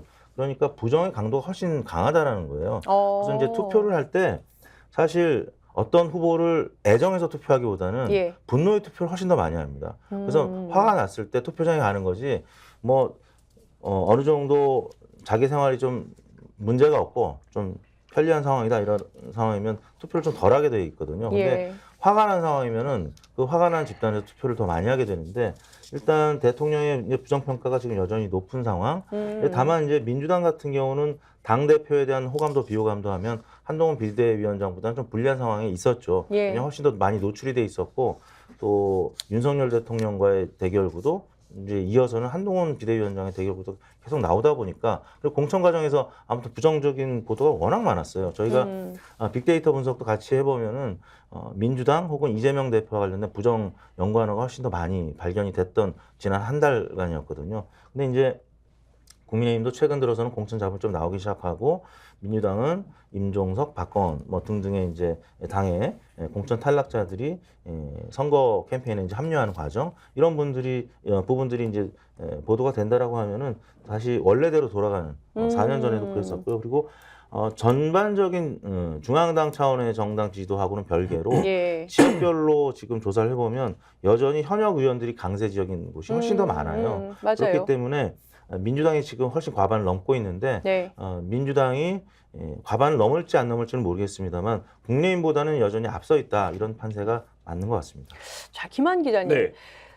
지민비죠. 아까 네. 말씀해 주셨는데, 그러니까 지역구는 민주당을 찍고, 그리고 비례는 조국혁신당을 찍겠다라는 그런 민주당, 그리고 연성민주당 지지층, 뭐 어떻게 보면 중도층까지의 움직임이 확실하게 몇 주에 걸쳐서 여론조사로 나오고 있어요. 그죠? 그래서 그 두드러지는 거는 정당 지지율하고 비례대표 지지율이 좀 다른 부분이다라는 거거든요. 이 부분이 실제로 존재한다고 보여지는 거죠. 추세로 보이고 있는 거죠. 그러니까 숫자로 보면 당연히 뭐 분할을 했다라는 게 보여지는데 왜냐하면 지금 이제 한국갤럽 조사도 보면 더불어민주연합 비례투표를 찍겠다가 25%고 조국혁신당이 15입니다. 이걸 합치면 40이 되는 거죠. 숫자로 그렇죠. 상으로만 놓고 그러니까 보면. 이제 더불어민주연합하고 국민의미래하고만 비교했을 때보다 네. 조국혁신당까지 넣었을 때 범민주라고 볼 수 있는데 이게 훨씬 더 파이가 커지는 거죠. 네, 그렇습니다. 그 상황들을 놓고 보면 민주당이 말씀하신 것처럼 공천 갈등이랑 계속 뭔가 내부적으로 지지부진한 모습을 보여서 나는 윤석열에 반대하지만 지금 이 민주당도 답답하다 뭔가 이런 층들이 있었거든요. 그러니까 내가 찍어주기에는 뭔가 부족하다라는 층이 있었는데 사실 조국혁신당 훨씬 더 작은 정당이고 지금 뭐 그런 말하자면 내부의 문제가 노출되지 않고 있는 정당 그리고 굉장히 선명한 구호 민주당 지지자들 입장에서는 뭐 이런 거기 때문에 그 부분에 요인 효과 분명히 있는 거고 다만 애초에 이제 조국혁신당 창당 전부터 우려했던 부분인데 네. 물론 조국혁신당을 찍으러 투표장에 나오시는 분들이 국민의힘을 찍는 경우는 뭐 이게 산술적으로 많지는 않아서 예. 당연히 당연히 이제 그 형식논리상으로 보면 민주당에 도움이 되는 지지율일 텐데 이런 건 있죠. 그러니까 예를 들면 조국이라고 하는 인물이 등장하는 것 자체가 여러 가지 이제 구도적인 측면에서 유리한 점도 있을 수 있지만 사실 민주당 입장에서는 어쨌든 그 중도층이라든지 이런 쪽을 견인해 가는 데 있어서 이게 도움이 되는 거냐 뭐 이런 부분. 근데 이거는 말하자면 득점과 실점을 놓고 따졌을 때 결과로 이제 결과가 나와봐야만 알 수 있는 부분인데 그런 부분에서는 상당한 이제 고민도 있을 건데 어쨌든 이재명 대표는 조국 대표를 만나면서 뭔가 이제 같이 가는 것 같은, 그러니까 뭘 이게 명시적인 뭐 합의가 있었던 건 아니지만 뭐 모습을 보이면서 이제 말하자면 민주당의 집토끼라고 불리는 민주당의 지지 세력들에게는 뭔가 이번 선거를 뭐 이렇게 임해볼 수도 있겠다 이런 이제 효과가 이번 주에는 있었던 것 같습니다. 그러니까 이거 한번 여쭤볼게요. 그러니까 사실 처음에 조국 장관이 조국혁신당 만든다라고 움직임이 있었을 때 다들 우려하고 사실 민주당이랑 선을 그은 적도 있어요. 그러니까 조국의 강을 힘들게 건너왔는데 또 조국이 등장하면 지금 정권 심판론이 흐려진다라고 했는데 막상 뚜껑을 열고 보니까 그 여론조사 꽃부터 시작해서 생각 외로 굉장히 선전하는데 이게 몇 주 동안 지금 계속되고 있고 선거가 20일밖에 남지 않았단 말입니다. 이 추세가 계속돼서 범민주 진영에 그럼 약이 될 것이냐 아니면 오히려 민주당에 독이 될 것이냐 두 분은 어떻게 보세요? 저는 일단 윤석열 대통령이 공정할 것이라고 기대해서 뽑은 유권자들이 김건희 여사 그다음에 또 한동훈 비대위원장도 조국 전 장관의 이제 자녀처럼 자녀 문제가 또 논란이 된 적도 있는데 아무튼 공정하지 못한 룰이 분명히 국민의힘 내부에서도 있고 공정하지 못한 잣대가 있다라는 점에서 가장 대척점에 있는 분이 조국 전 장관이었고 이분이 아무튼 검찰 정권하고 싸울 수 있는 굉장히 좀 센 공격수라고 이제 판단한 민주당 유권자들이 특히 이제 비례 정당과 관련해서 이제 연합 과정에서 이런 목소리를 담아내지 못하는 이런 유권자들을 담아낼 수 있는 일종의 댐 말고 보혜 역할. 그러니까 이제 물이 흘러내릴 때 예. 취소할 수 있는 보혜 역할을 조국 전 장관이 감당할 수 있을 것이다라고 기대하는 거죠.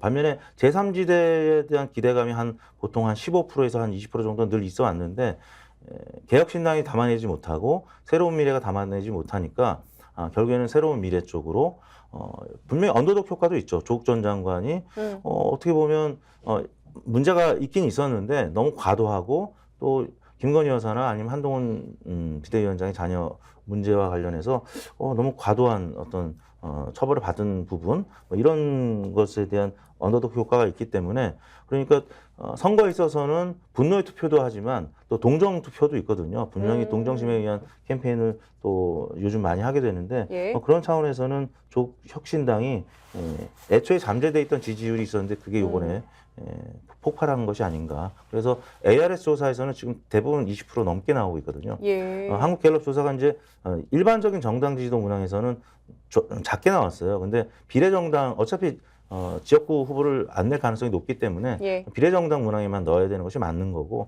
거기서는 지금 대체로 자동응답 방식에서는 20%대 넘는 그러니까 굉장히 높은 거죠. 이 정도 되면. 굉장히 높은 거죠. 네, 그러면 민주당이 담아내지 못하는 지지율을 아마 다 담아내고 투표장까지 이끌어낼 수 있는 민주당 입장에서는 긍정적인 어떤 역할을 할 수 있을 것 같다는 생각이 듭니다. 뭐 이런 효과인 것 같아요. 지난 대선에서 우리가 이제 한 표만 이겨도 이기는 거니까 윤석열 네. 정부가 당선이 됐는데 민주당 이재명 후보가 1,600만 표 정도 얻었거든요. 근데 지금 어떻게 지지율을 합산을 해도 그 숫자가 안 나올 것 같단 말이죠. 그러니까 그 예. 얘기는 죄송합니다. 그러니까 유실이 있었다라는 거거든요. 그 지난 대선 이후의 과정에서. 근데 조국 대표가 등장하면서 그 유실 부분에서 이제 돌아오는 효과들이 있어요. 그러니까 이게 말하자면 1,600만 표에서 1,700만 표로 갈 수 있는 인물이냐? 이거는 저는 아닌 것 같아요. 그러니까 그 부분에서는 오래전부터 많은 언론들이나 뭐 전문가들이 얘기를 해왔는데 다만 그게 아니라 총선이라는 건 대선보다 훨씬 더 어쨌든 투표율도 낮고 주목도 이게 득표율 낮기 때문에 지난 대선에서 얻었던 표를 다 가져오면 뭐 지역구 판세에서 굉장히 승리할 수 있는 여건이 되는데 사실 이제 그 부분에서의 도움은 지금까지 여론조사가 나온 걸로만 보면 확실히 있다. 그 효과가 있는 것 같고 또 한 가지 말하면 이제 민주당의 기대는 이런 거였죠. 정권심판론의 구도 속에서 윤석열 대 이재명의 구도로 선거를 간다. 이게 아까 제가 얘기한 예. 우리가 어쨌든 1,600만 표 이상 이재명 후보로 득표를 했던 이런 거에 이제 기반한 이제 말하자면 분석이었을 텐데 접근이었을 텐데 한동훈 비대위원장이 등장하면서 이제 그 구도가 좀 깨졌죠. 그래서 그랬죠. 예, 정권심판론이 그리고 이제 공천 과정에서 민주당의 어떤 실점으로 인해서 많이 흔들리는 뭐 이런 상황이 왔는데 조국 대표가 등장하면서 그 조국 혁신당이 등장하면서 이제 그 부분의 구도가 좀 사람들의 머릿속에서 살아나는. 그러니까 왜 말하자면 이번 선거의 의미가 애초 뭐였지? 그러니까 그리고 이제 조국이라고 하는 인물이 어쨌든 윤석열과의 대척점에 있는 인물이기 때문에 사실 이제 그 구도가 좀 살아나는. 그러니까 이게 민주당 입장에서는 본인들이 살렸어야 되는 구도인데 예. 이제 그게 공천 과정에서 어쨌든 동력을 좀 잃었다가 지금 살아나는 효과가 좀 있는 게 아닌가 이런 생각도 듭니다. 자, 무당층 관련해서 한번 살펴보겠습니다. 네. 그러니까 지금 서울 수도권, 그러니까 부동층이 지금 핵심 변수인데요. 그러니까 서울하고 수도권에 122석이나 되는 굉장히 큰 표수가 몰려 있어요. 그런데 지금 총선이 한 달도 안 남았지만 아직까지도 중도층이라고 불리는 무당층이 아직도 마음을 못 잡은 걸로 보인다. 그러니까 전통 지지층은 많이 집결해 있다. 네. 이런 분석들이 있습니다. 지금 한겨레가 서울과 인천, 경기만 따로 여론조사를 했더니 서울하고 경기 쪽에서 뭐 정부 심판론, 정부 지원론이 이렇게 갈리는 것으로 나왔다고요. 그렇습니다. 그 최근 여론조사에서 원래는 정부 심판론이 한 50%에서 55% 나왔고 정부 지원론이 35에서 40 정도 나왔는데 예. 최근 조사에서 국민의힘 이제 경선 컨벤션 효과 때문에 격차가 많이 줄어들었었습니다. 정부 지원론도 많이 이제 늘어나서 그런데 이제 개별 지역구 여론조사를 하는 곳들을 보면은 대체로 민주당이 많이 앞서는 그런 결과 현역 의원들이 이제 강세를 보이는 그래서 제가 볼 때는 이 무응답층이라든지 아니면 응답을 했는데 무당층으로 이제 분류되는 이분들을 자세히 보면은 2030의 이제 폰포비아 아까 말씀드린 전화를 코로나 시기를 겪으면 잘 안 받으려고 하는 그 이제 현상을 말하는데요. 이 2030 세대들이 전화를 잘 안 받으려고 하는 것도 있고 표심을 잘 얘기 안 하는 그런 이제 현상들이 있는데 이분들한테 이제 정권 심판론이냐 아니면 정부 지원론이냐 물어보면 정권 심판론이 사실 강도가 좀 더 세거든요. 그래서 예.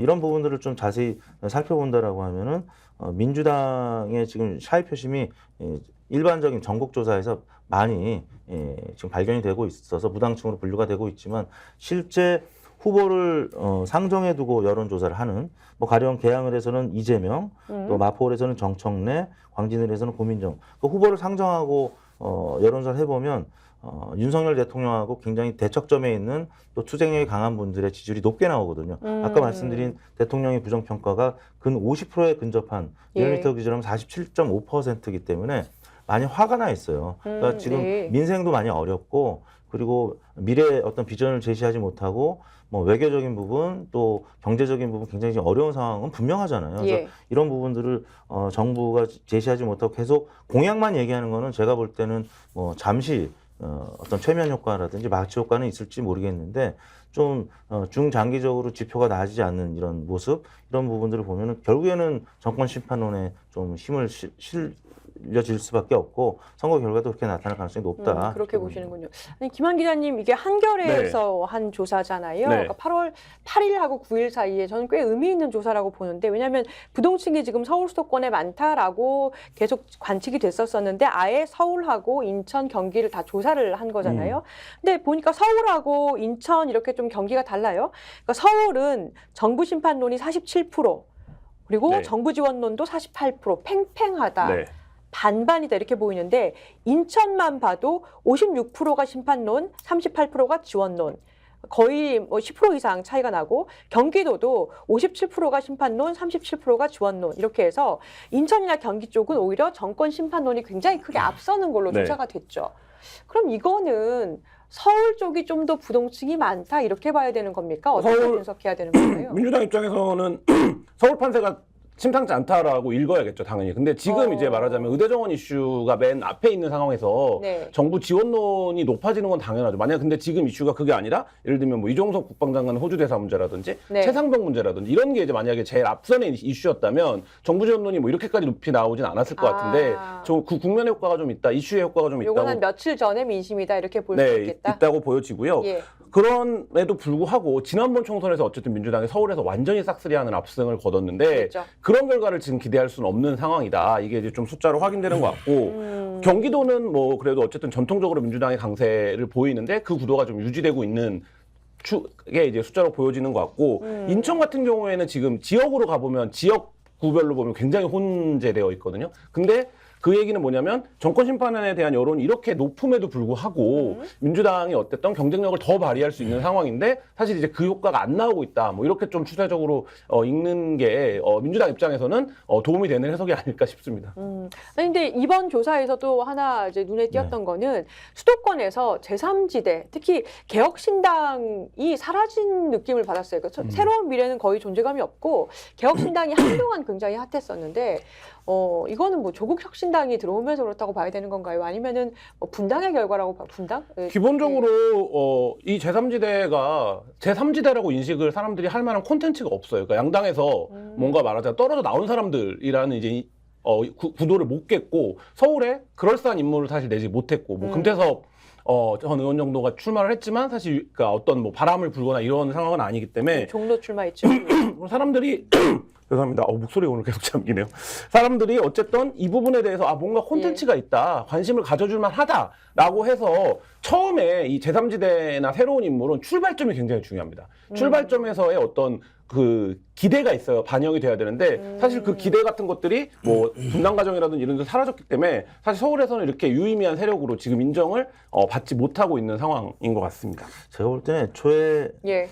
좀 욕심이 과했던 것 같아요. 이제 개혁신당 입장에서는 원래 이준석 대표가 소극적 연대를 얘기했었거든요. 그러니까 예. 비례는 따로 가고 지역구만 동일번호로 연대하는 그러다 갑자기 합당을 해버렸어요. 그러니까 지역구에서도 뭐 의석을 좀 가져가고 비례도 가져가려고 하다 보니까 다 놓친 거거든요. 조국 혁신당도 예를 들어서 지역구 후보를 내겠다라고 하면 민주당하고 충돌이 생기기 때문에 예. 부작용이 생길 수밖에 없고 두 번째는 소선거구제는 사실 all or nothing이잖아요. 예, 그렇죠. 승자 독식 제도이기 때문에 국민의힘 아니면 민주당 둘 중에 하나가 당선될 가능성이 매우 높은 선거 구조기 때문에 사실 개혁신당이라든지 새로미래가 이 존재감을 가질 수 없는 그런 룰입니다. 그렇기 때문에 애초에 조국혁신당처럼 비례정당의 그러니까 일종의 낙수 효과 이거를 좀 노리는 쪽으로 갔었어야 되는데 지역구까지 이제 뭐 가져가려다 보니까 사실 이준석 대표도 지금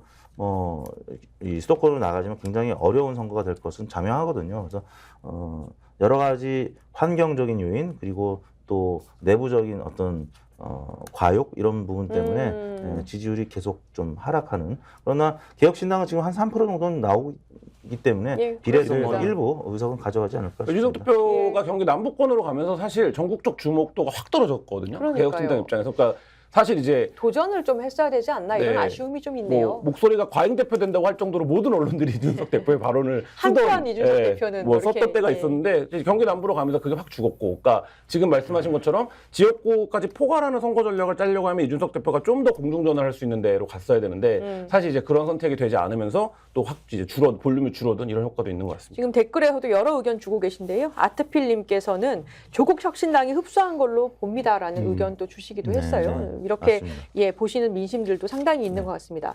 자, 아까 그 이택수 대표님 잠깐 말씀해 주셨지만 격전지 5곳 한번 네. 살펴보면 언론사들이 격전지 여론조사 결과를 이제 내놓고 있는데 민주당에서 중도층에서 앞선다. 그리고 국민의힘은 비상이다. 이런 이 느낌을 받을 수 있는 곳 5곳을 한번 모아봤어요. 그러니까 민주당의 현역 의원에게 국민의힘에서 도전하는 지역구인데요. 한국갤럽에서 조사한 거죠, 그죠? 지금 인천 계양 을, 이재명 대 원희룡, 서울 마포 을, 정창래 대 함은경, 그리고 서울 광진 을, 고민정 대 오신환, 부산 국갑, 전재수 대 서병수, 그리고 경기 수원병, 김영진 대 박문규. 지금 한눈에 쫙 보셔도 아시겠지만 어떤 지역은 10% 이상 또 상당히 차이가 나고 있어요. 그러니까 오차 범위 외로 다 민주당에서 앞서고 있는 모습입니다. 자, 이게 민주당에서 볼 때는 굉장히 좋은 결과인데 중도층 표심을 얻지 못한 게 패인이다. 뭐 이런 분석들이 있어요. 그게 맞을까요?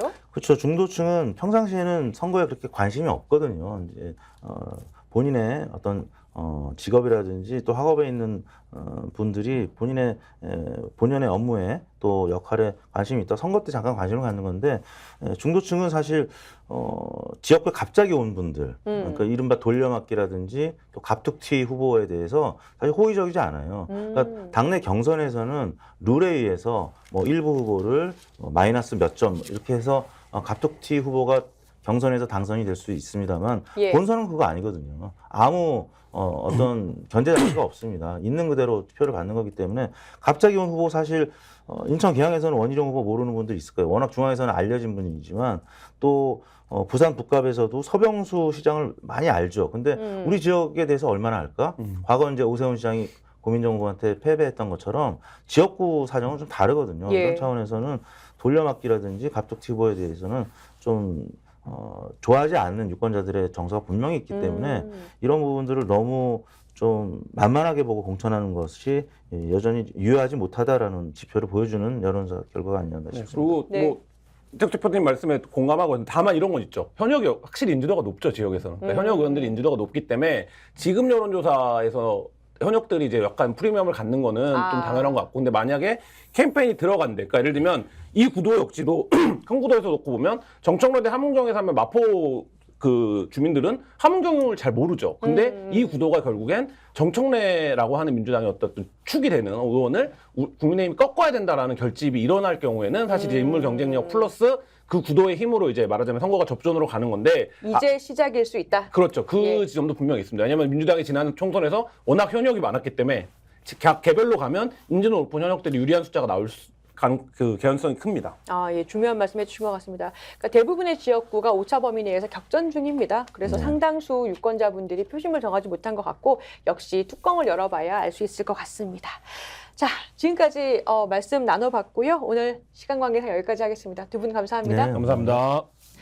네, 지금까지 이택수 대표, 김한 한겨레 기자와 이야기 나눠봤습니다. 잠시 광고 보시고요. 김종대의 레이더로 돌아오겠습니다. 채널 고정하십시오.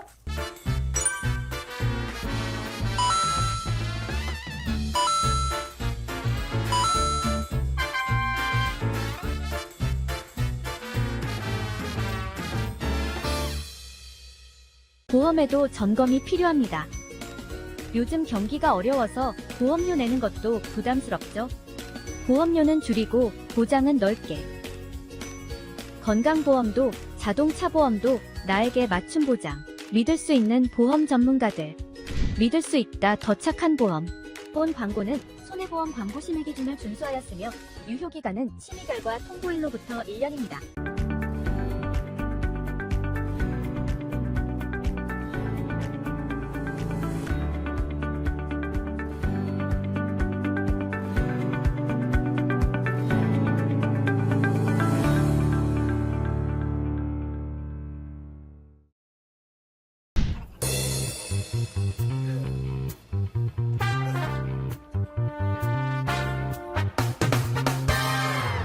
네, 김종대 전 의원과 김종대 레이더 이어갑니다. 의원님 어서 오세요. 안녕하십니까? 네. 자, 이종섭 전 장관 결국에는 출국을 했습니다. 네. 그렇죠. 호주 교민들께서 뭐 이제 집회 시위 하시겠다 예고한 상태고 이미 했고요. 했어요. 예. 대사관 앞으로 가서 또 하겠다는 거죠. 그렇죠. 이제 그저께 한 거는 평화의 소녀상 앞에서 한 거고 음, 딱 대사관에 출근만 해봐라. 그리로 가겠다. 음. 이렇게 지금 예고돼 있습니다. 아니 교민들께서 생활비도 바쁘실 텐데 너무 고생이 많으십니다. 갑작스럽게. 참 슬픈 건 저도 호주에 그 대사관도 가보고 교민사회도 예. 가봤는데 이게 호주만 하더라도 교민사회가 평화로워요. 다른 나라에 비해서. 근데 지금 교민사회가 보수 진보로 아주 극렬하게 이제 분열하고 갈등을 이제 겪어야 되는 이런 상황이 돼버린 것이죠. 그러겠네요. 예, 그래서 참 그거 슬픈 일입니다. 원래 대사의 임무 중에 하나가 교민과의 통합, 대화, 소통. 이게 대사의 가장 중요한 임무인데 시한폭탄이 오니까 평온하던 교민사회가 뭐 벌집 쑤신 듯이 또 난리 나게 생겼어요. 예, 저희가 일부에서도 다뤘습니다만은 오늘 경향신문하고 한겨레에서 뭐라고 했냐면 대통령 왜 이렇게까지 하셔야 됩니까? 라고 했거든요. 그러니까 이종섭 그 장관이 출국하면서 기자가 이렇게 마이크 막 겨우 따라잡아서 예, 예. 들이대니까 왜 이렇게까지 하시는 거예요? 한 거를 이제 왜 이렇게까지? 빗대서 대통령님 네. 왜 이렇게까지 예. 그 사건을 한번 오늘 재구성을 한번 해볼게요. 네. 그러니까 이제 공수처 수사하고 MBC 취재를 종합을 해보면은 전화 한 통에서 시작이 되지 않습니까? 네. 그러니까 이종섭 전 장관이 지난해 7월 31일 오전 11시 50분쯤에 서울 지역의 유선 번호인 02800으로 시작되는 전화를 한 통 받는데요. 요 발신지가 어디냐 수사를 해보니까 이태원로, 가입자는 대통령실이다라고 합니다. 그리고 대화 내용 자체는 뭐 녹음이 안 되니까 없지만 그 통화의 시간대는 다 통신 기록이 남잖아요. 보면 실제 일정 시간 통화가 이루어졌던 걸로 파악이 되고 있습니다. 네. 그러니까 과연 누구와 어떤 얘기 나눴을까가 정말 궁금한 전화의 시작인데 박정훈 전 해병대 수사단장은 윤 대통령의 경로로 이 모든 일이 시작됐다라고 해요. 그러니까 이 전화는 그러면 윤석열 대통령과 이종섭 장관의 통화였겠죠? 저는 그렇게 추정합니다. 네. 사실은 이제 하나씩 퍼즐이 맞춰지는 느낌인데 원래 윤 대통령이 아침 회의하다가 경로에서 국방장관 연결해라. 7월 31일 오전 회의죠. 예. 이걸 제일 먼저 폭로한 건 저예요. 그 뒤에 박정원 대령 진술서에 똑같이 써 있는 거예요. 예. 그러면은 저는 그때 고발당할 각오를 하고 아예 이제 핵심을 그냥 때리자. 의원님 뭐 어디서 제보가 있으셨습니까? 아니 물론 있죠. 예, 제가 또 누굽니까? 예. 그래가지고 저기 박정원 대령 진술서 나오기 한 일주일 전쯤에 그 유튜브 서울의 소리에서 제가 공개한 내용입니다. 그런데 예. 그때 정말 고발당할 각오를 했었어요. 이미 고발도 뭐 다른 건으로 당해서 안 들어오더라고요. 예, 변호사 왜 이렇게 필요하면 조용하지? 얘기하십시오. 근데 일주일 예. 뒤에 박정원 대령 진술서가 나왔는데 똑같이 써 있는 거예요. 아, 그래서 예. 그게 7월 31일 아침 10시경에 외교안보 분야 수석비서관 회의가 있었고 대통령이 임기훈 국방비서관으로부터 최상병 건을 보고받은 즉시 경로했다. 참석자 전원에 따르면 예. 대통령이 국방 분야에 대해 그렇게 화를 내는 걸 처음 봤다. 예. 그래서 국방장관 전화 연결하라 그래가지고 이러면 앞으로 누가 사단장 하란 얘기냐. 이런 일로 처벌하면. 이렇게 이야기했다고 돼 있거든요. 예. 그래서 이런 게 모든 어떤 사건의 시작점이었다면 그러면은 제가 이런 주장을 했을 때 예전에 대통령실이라면 24시간 안에 고발입니다. 예. 근데 아무 일이 없고 그랬는데 또 이런 증언이 거듭거듭 나왔는데 현재 고발당한 사람이 없어요. 고발을 하면 이게 이제 사실인지 허위인지 뭐 어떤 내용인지 이제 밝혀야 되지 않습니까? 네. 그래서 고발을 안 하는 것 같기도 하네요. 글쎄요. 예. 그래서 이 부분이 굉장히 어떤 사건의 그 핵심이자 요 대목에 대해 이미 결정적 순간이다. 이렇게 인식하고 있었는데 이번에 이종섭 전 국방장관이 호주 대사로 발표가 되고 나서 예. MBC의 후속 취재를 통해 가지고 그 시간에 사실은 용산의 대통령실로부터 전화가 있었다. 그게 이제 발신지를 봤더니 대통령실인데 정확한 시간은 11시 45분입니다. 그러면 그 뒤에 무슨 상황이 벌어졌느냐인데 예. 약 12분 후인 11시 57분에 이종석 국방장관이 김계환 해병대 사령관한테 전화를 한 것이죠. 예. 그러니까 바로바로 이어지는 거거든요. 그래가지고 그때 최초로 사건 2차 보류 지시가 내려갑니다. 그런데 2차 보류 지시는 사실은 그 부수적인 것이고 예. 1사단장 보직 해임을 멈추려고. 왜냐하면 경찰에 이첩이 되면 수사 혐의 대상자가 부대 지휘를 못해요. 예. 그러면 자연스럽게 보직 해임이거든요. 예. 그리고 보직 해임을 그 전날 국방장관이 이미 결재를 했어요. 예. 그러니까 그걸 멈추라, 이게 급했던 거죠. 만약에 임성근 1사단장을 적장하게 무마하고 빼주려면은 민간 경찰 수사 단계에서 수사에 개입해도 돼요. 예. 그러면 뭐가 급해서 그때 대통령이 전화를 하고 황급히 그 전화를 받은 국방장관이 또 해병대 사령관한테 전화를 하고 뭔가 막 긴박하게 비상사태. 이게 보직 해임돼서 지휘권이 안 내려가면 외부에 알려져서 나중에 네. 이걸 무마하더라도 어쨌거나 알려져서 그런 거죠? 그렇죠. 보직 해임이 예. 되면 불이익이 많습니다. 연금에도 퇴직금에도 그 영향을 줍니다. 이런 상황이 되니까 이날 원래 오후 2시에 이종석 국방장관은 우즈베키스탄 출장차 영종도 공항으로 출발을 했어야 돼요. 근데 11시 45분에 이 일이 시작되니까 점심 먹고 가야 되는데 예. 급해진 거예요. 예. 그래서 즉시 참모회의를 또 소집해요. 전화를 한 다음에. 그러니까 지금 통화 직후에 예정돼 있던 해병대 수사단의 최상병 사건 언론 브리핑, 국회, 국방위 보고 다 취소시키고 예. 오후 1시 반에 참모들을 모아서 긴급 현안 회의를 하는 그렇습니다. 거죠. 예. 그런데 이걸 긴급히 지시를 하고 회의를 소집하다 보니 해병대 사령관한테 전화로 전달하는데 한계가 있어서 예. 지금 해병대 장군 중에 누구 서울 출장 온 사람이 있냐? 그러니까 부사령관이 올라가 있습니다. 투스타. 그 들어오라 그래라.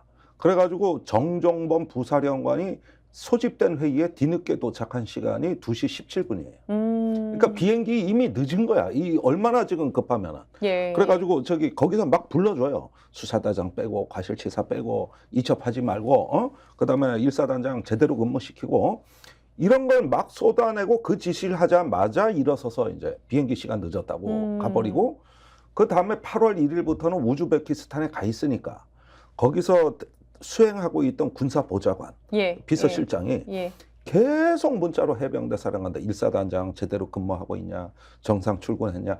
그러니까 오로지 이첩 보류를 한 거는 1사단장을 지키기 위한 것이었다는 게 4차례 정도 확인이 돼요. 그러면은 이날 7월 31일 날 그 용산으로 받았던 의문의 전화 한 통이 이 모든 급변 사태의 시작이고 모든 어떤 상황이 반전되는 어떤 핵심 결정적 순간이 됐던 것이죠. 그러면은 이 부분에 대해 가지고 지금 외압 의혹 수사에 있어 가지고 최우선적으로 조사해야 될 내용이 그때 누구로부터 전화를 받으셨냐? 그렇죠. 어떤 전화였냐? 예. 그리고 왜 전화를 받자마자 이렇게 이종섭 장관은 전화를 받고 움직인 사람이에요. 그러면 사실 그 전 단계 가장 최초 원인은 전화한 사람이죠. 그렇습니다. 어떤 이유로 무슨 전화를 했길래 이 사단이 났느냐. 그렇습니다. 그러니까 장관한테 전화 한 통화로 이렇게 그냥 상황을 싹 바꿀 만한 인물이 누구겠냐고. 용산에. 아니 그리고 용산에서 장관을 이렇게 좌지우지할 수 있는 사람은 장관 위에 있는 분밖에 없겠죠. 네. 근데 또 하나가 정종범 당시 해병대 부사령관이 회의 내용 메모한 걸 보면요. 10가지 메모했다고 아까 말씀하셨잖아요. 네. 근데 막 받아 적어서 했다라고 하는데 사람에 대해서는 좋지, 혐의는 안 됨이라는 부분이 있단 말입니다. 그렇습니다. 그러니까 이게 명백하게 그 통화의 지시 내용이 핵심이 수사에 관여하는 것이다라는 걸 보여주는 메모로 보여요. 그렇죠. 자, 우리가 외압을 행사했다고 하는 내용이 다 있어요. 다 적어놨어요. 다 있어. 예. 그랬는데 이 내용이 박정훈 대령 구속영장 8월에 신청될 때 그대로 다 너 이렇게 저기 부사령관 통해서 지시 받았는데 왜 이행 안 했어? 해서 항명죄 구속영장에 다 기재가 됐네요. 야. 이게. 예. 근데 여기서 자기 모순이 생긴 거예요. 외압은 없었다고 그랬는데 박정훈을 구속시키기 위해선 저기 이런 어떤 부당한 지시가 있었다는 걸 또 기재해야 되니까 군 검찰이 이걸 수사하면서 이게 아마 그렇게 꼬여버린 거예요. 영장에 들어갈 정도면 객관적인 증거가 다 있는 내용입니다. 그렇습니다. 다 물증이 있고 다 네. 증언이 있고 그래서 들어가는 거거든요. 그래서 자기들이 영장에 기재한 내용을 그 뒤에부터 또 자기들이 부정을 해요. 군 검찰이. 그러니까 여기는 완전히 저 군 검찰이 어떤 용산의 위성정당이 된 거예요. 그러니까 일종의 완전히 꼭두각시가 돼서 그러니까 군 검찰도 불러주는 대로만 수사를 하다 보니까 모순이 생긴 거죠.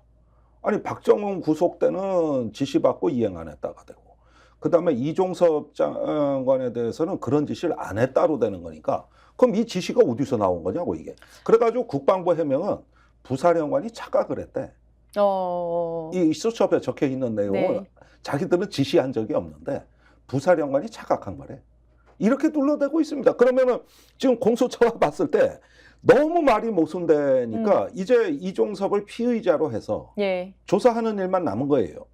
그래서 뭐가 옳은 주장이냐. 당신이 다 지시했지 않느냐. 그다음에 이후에 해병대 수사단의 수사권을 박탈하고 국방부 조사본부로 이관을 했는데 거기에 장관 지시로 문서로 내려간 지시에 혐의 사실 빼고 이전에 지시한 내용이 딱 적혀 있어요 또.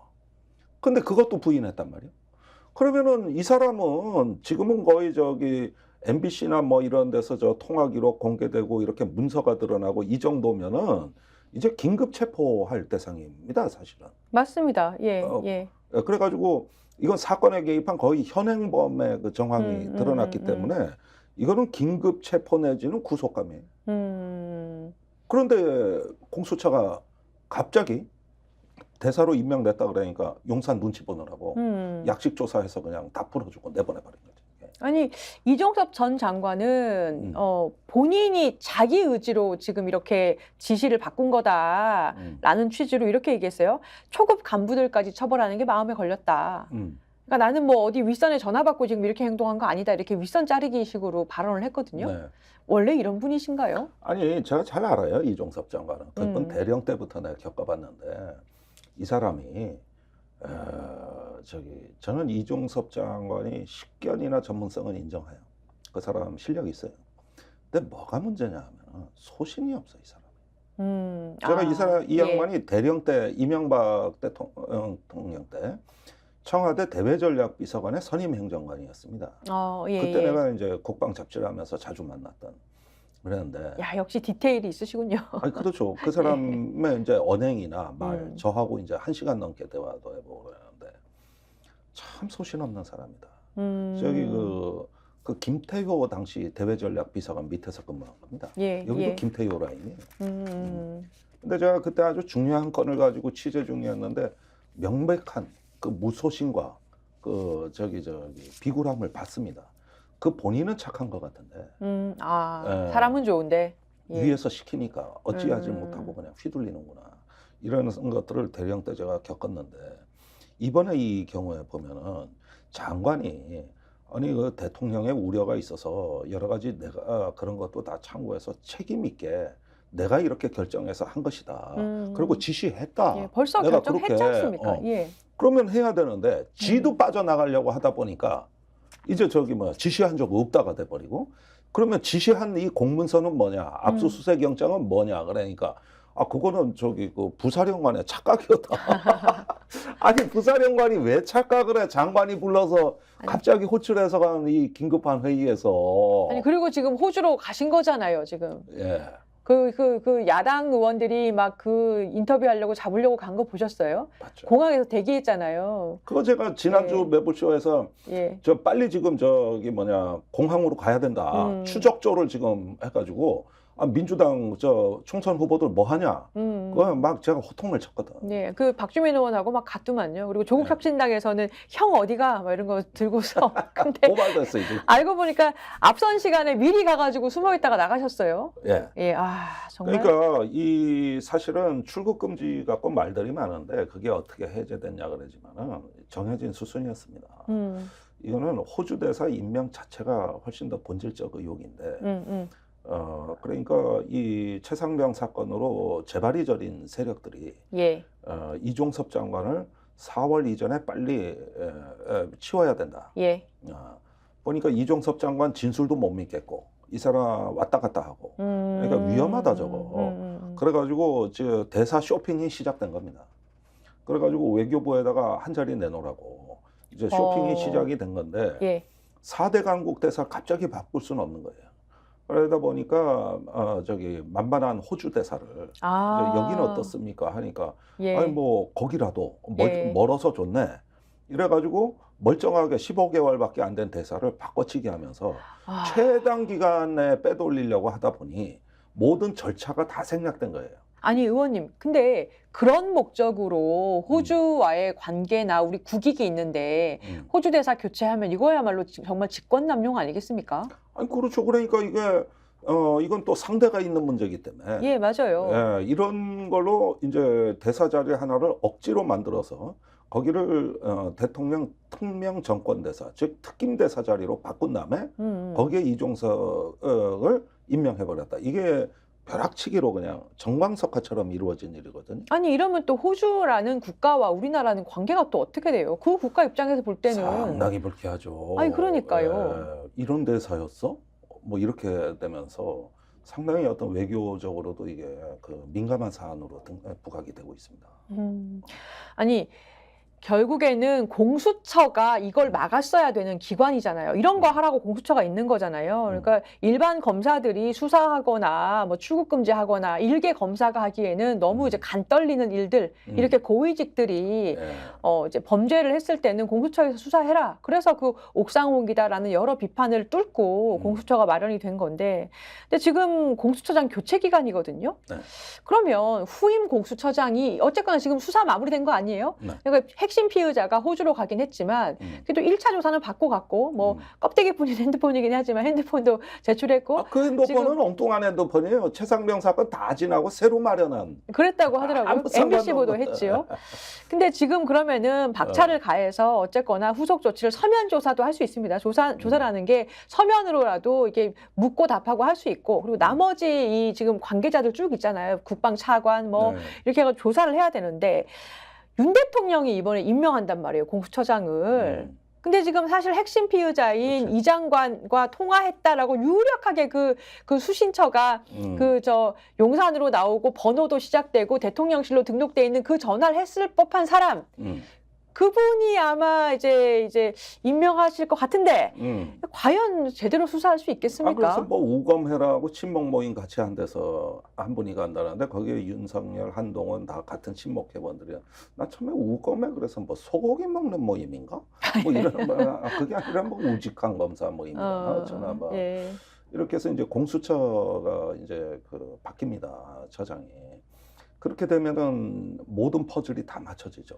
이 사건 하나를 위해서 그 대통령실 2명을 단수 공천하고 네. 임종득 2차장, 신범철 국방차관, 그다음에 나머지 그 임기훈 국방비서관이라든지 그때 관련 당사자들은 전부 영전시켜서 임기를 남겨놓고 대통령실에서 내보냈어요. 네. 싹 치워버렸다. 네.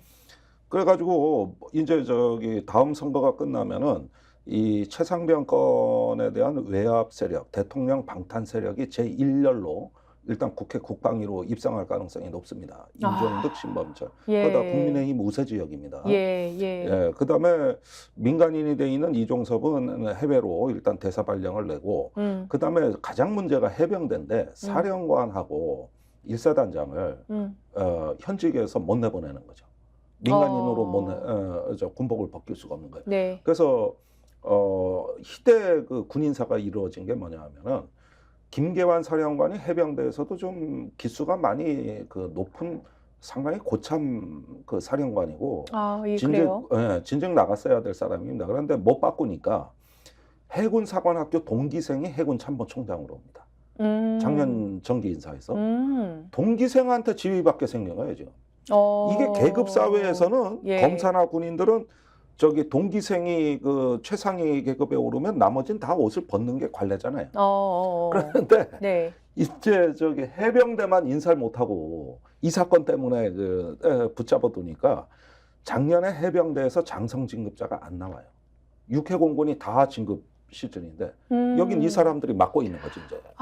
그래서 임성근도 해병대가 완전히 지금 망한 군데예요. 인사가 이 신진대사가 마비된 일종의 군대가. 그러니까 여기까지 피해를 미치고 이렇게 하니까 군 인사, 대사 발령 뭐 모든 게 비정상인데 이 모든 게 최상병 사건에서의 대통령 방탄이라는 하나의 목적으로 움직이고 있고 그거를 누군가 이 재발이 저린 세력들이 다 기획해내는 거예요. 이걸로 그냥 정치, 외교, 해병대까지 다 정리를 해 들어가나 아주 초대형 사건으로 이게 변질이 된 거예요. 제가 이 사건을 보면서 이제 이종섭 장관이 출국하는 모습도 화가 났지만 사실은 이 사건은 처음에 이제 고 최상병이 사망하셨을 때 구명조끼 주지 않고 위험한 수색을 시켰다. 그래서 사람이 사망했다. 이걸 책임을 문책해야 된다. 이 수사에서 너무나 상식적인 수사에서 시작이 됐는데 상식적으로 처리해서 억울한 일 없게 했으면 됐을 것을 그러지 않고 막다 보니까 이게 호비로 먹을 거 가래로 막고 가래로 막을 거 지금 국가적으로 외교 망신이 되고 지금 호주 대사를 바꾸고 이렇게까지 왔어요. 그리고 그 사람들을 국회에 막 공천 주고 뭐 지금 인사가 뭐 해병대 인사도 막 좌지우지하고 이렇게 됐어요. 개판이 된 거예요. 그러면 국방이 전체가 흔들리는 거예요. 아니 제가 만약에 공수처 내부 인물이면 이 상황에서 또다시 방탄 공수처장이 와서 뭔가 이 또 사안을 가리려고 한다면 참지 못하고 내가 이러려고 공수처 왔느냐라고 제2의 박정훈 대령처럼 뭐 내부 고발자로 나설 수도 있을 것 같아요. 그러니까 지금 그걸 우리도 기다리고 있고 예. 더 중요한 것이 하나가 빠졌습니다. 이 사건에서 가장 뼈아픈 점은 그렇게 국방, 외교, 뭐 사건이 일파만파 전방위로 확산됐다 그러지만 더 가슴 아픈 것은 최상병 죽음에 배후에 무엇이 있는가에 대한 수사는 지금 이 순간에도 이루어지지 않고 있다는 겁니다. 맞습니다. 이게 제일 뼈아픈 거예요. 그러니까 이제는 그 경북경찰청에서 수사하고 있는데 거기까지 영향을 주니까 경북경찰청이요. 사건을 이첩 받았으면 자기가 지켜야 되는데 국방부에서 돌려달라고 해서 돌려줬거든요. 예. 이 얼빠진 경찰이 그 뒤에 다음날 뭐라 그랬는지 아십니까? 정식 이첩할 때까지는 수사할 계획 없다. 아니 국민이 의문의 죽음을 당했는데 어떤 국가의 공적인 기관이 수사할 계획이 없다는 발표를 합니까 그래. 그게 지금까지 이어져 오는 겁니다. 그리고 이게 딴 일도 아니고 우리나라 모든 청년들이 가는 군대에서 군 업무 보다가 된 일이에요. 그러면은 시시비비를 가려야죠. 아니 제가 이 문제는 당사자인 게 재작년 9월에 이해람 중사가 비극적인 죽음을 맞이합니다. 그때 3년 됐네요 벌써. 그때 국방부에서 이제 그 민군 병영혁신위원회가 구성이 돼가지고 제가 사법제도 개선 분과장을 맡아요. 그때 우리가 2014년 윤승주 일병 사망 사건으로부터 지금에 이르기까지 군의 모든 의혹 수사는 초동 수사에서 실패했다. 그때 증거인멸, 말맞추기, 사건 은폐가 다 초동 수사에서 지휘관이 사법 기능을 장악하는 가운데서 이루어진 것이다. 그래서 앞으로는 사망 사건의 경우나 성추행 사건은 무조건 군에서 손을 떼라. 맞아요. 민간 경찰로 한다. 그래가지고 그걸 갖다가 법 개정이 이루어졌죠. 저 변호사들 16명하고 같이 예. 할 때 제가 그때 위원장이었거든요. 그러니까 이거를 사건을 경북경찰청으로 그때 정상적으로 이관하라는 것은 윤승주, 이해람 등 우리 장병들의 피와 희생에 그 아주 그 뼈아픈 희생을 딛고 일어서서 국민적 지지를 받아서 마련한 개선안이에요. 아, 이걸로 그러네요. 우리가 저기 뭐냐 이 70년 군 사법의 묵은 때를 벗고 새 출발을 하자 해가지고 정군을 불러서 교육을 시켰다고. 그때 박정훈 대령도 와서 교육을 받았다고. 그랬군요. 거기서 3년 전이라. 그래서 이제 다시는 제 식구 감싸기는 없는 이제 새로운 그 저기 사법 질서가 탄생했고 이걸 정군을 교육을 시켰단 말이에요. 그런데 그 뒤에 바뀐 사법 질서 하에서 첫 번째 사망 사건이 이거요. 아, 최상병 사건이라고. 네. 그런데 거기서 탈이 났다는 거는 우리가 장병들의 피와 희생으로 만든 네. 이 새로운 사법 질서에 정면으로 도전하는 이런 외압을 행사한 거예요. 이거를 용산발 전화 한 통으로 전화 뭉갠 한 통으로. 거예요? 그러니까 야. 이게 얼마나 대통령의 그 어떤 그 이 사법농단 중에 저는 가장 대표적인 사례라고 보는 이유가 뭐 박은정 검사를 뭐 예. 해임했다, 뭘 어쨌다. 그렇지만 그건 사람이 죽은 사건은 아니요. 감찰에 대한 사건이지. 그러나 이 사건은 옛날에 이명박 정부, 박근혜 정부, 그다음에 문재인 정부를 거치면서 우리가 군의 많은 사망 사건을 조사하고 처리하는 과정에서 이제 수십 년 묵은 때를 했던 그 보수 진보가 다 합의를 했어요. 그래가지고 누구나 반대하지 않은 가운데 이거 국회에서 입법 조치까지 해줘가지고 오늘날에 이루고 이제서야 자식을 군대 보내는 부모들이 그 어떤 억울한 죽음이 생기지 않고 불필요한 희생이 생기지 않도록 이 군의 어떤 그 하나의 어떤 체질과 문화와 구조가 바뀌는 이런 걸로 해가지고 국민의 80% 지지를 얻었던 개혁입니다. 예. 여기에 도전하는 거예요. 이게 여기에 도전하는 거라고. 오늘 이 전체적인 사건의 흐름이 맨 처음에 얘기하셨던 우리 김종대 전 의원 모시고 말씀을 나누니까 네. 흐름이 잡히는 것 같네요. 네. 근데 공수처에서 그러면은 새로운 공수처장도 지금 기대하기가 사실상 이번 대통령이 임명해서 힘들다라고 하면 결국에는 특검법밖에는 기대할 게 없을 것 같아요. 그러니까 해병대 최상병 특검법이 지난해 10월 6일에 패스트트랙 지정됐기 때문에 180일 경과해서 4월부터는 바로 본회의에 올릴 수 있는 그게 상태잖아요. 4월 말인데요. 네. 그때 본회의에 자동 부의됩니다. 네. 그러니까 지금 그 저기 일정이 이종섭 전 국방장관을 왜 지금 빼돌려야 되는가에 대한 설명이 될 수도 있다. 아, 그게 또 하나의 퍼즐이에요? 그렇죠. 예. 이제 국회는 저기 국방위는 어떻게 장악하려는지 그 공천을 통해서 의도가 드러났지만 그렇게 아무리 보시는군요. 그렇다 하더라도 22대 국회가 아니에요. 4월 말은. 그렇다면은 그 저기 특검법이 있을 때 아무래도 특검 정국이 될 가능성이 높으니 그렇죠. 불필요한 변수를 다 제거해버려. 이종섭 전 장관이 특검에 계속 불려 나와가지고 언론을 타고 뭐 아니 그건 이제 그럴 수 특검법이 있죠. 통과되고 예. 의결이 됐을 때 얘기지만 이 과정 자체가 일단 계속 그 저기 만약에 국민의힘이 이기면 관리가 되겠지만 야당이 이기면 통제 불능으로 갈 수도 있고 또 국민의힘 공천에서 떨어진 사람들이 최상명 특검에 이게 찬반 투표가 어떻게 될지도 믿을 수도 없고 예. 그래서 저는 그때 그랬어요. 1월 달에 4월에 특검 보십시오. 200표 얻을 수 있습니다. 이거는 국민의 절대 김건희 디올백보다도 더 찬성률이 높고 또 청년들이 관심이 많기 때문에 가능한 일이다. 그래서 이번 선거를 특검 선거로 치러야 된다고 주장을 해왔던 겁니다. 그런데 이게 4월에 본회의 부의되기 전에 싹 정리하고 치워버리면 물론 대통령이 거부권 행사하면은 부결은 되겠지만 거부권 행사할 가능성 높다고 보세요? 예.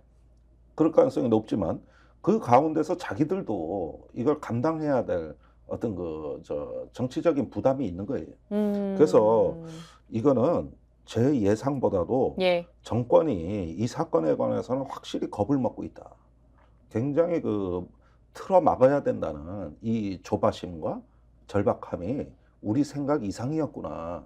전 그 본심을 확인하게 되는 게 이번에 이 사태에서 성과라면 성과예요. 자, 그러면 특검 이제 또 하나의 이제 키를 갖고 있는 쪽이 정치권 특히 야권입니다. 네. 그러면 최고 권력자가 이렇게 포함된 최상병 수사 외압 사건 국민들이 다 분노를 가지고 지켜보고 있는데요.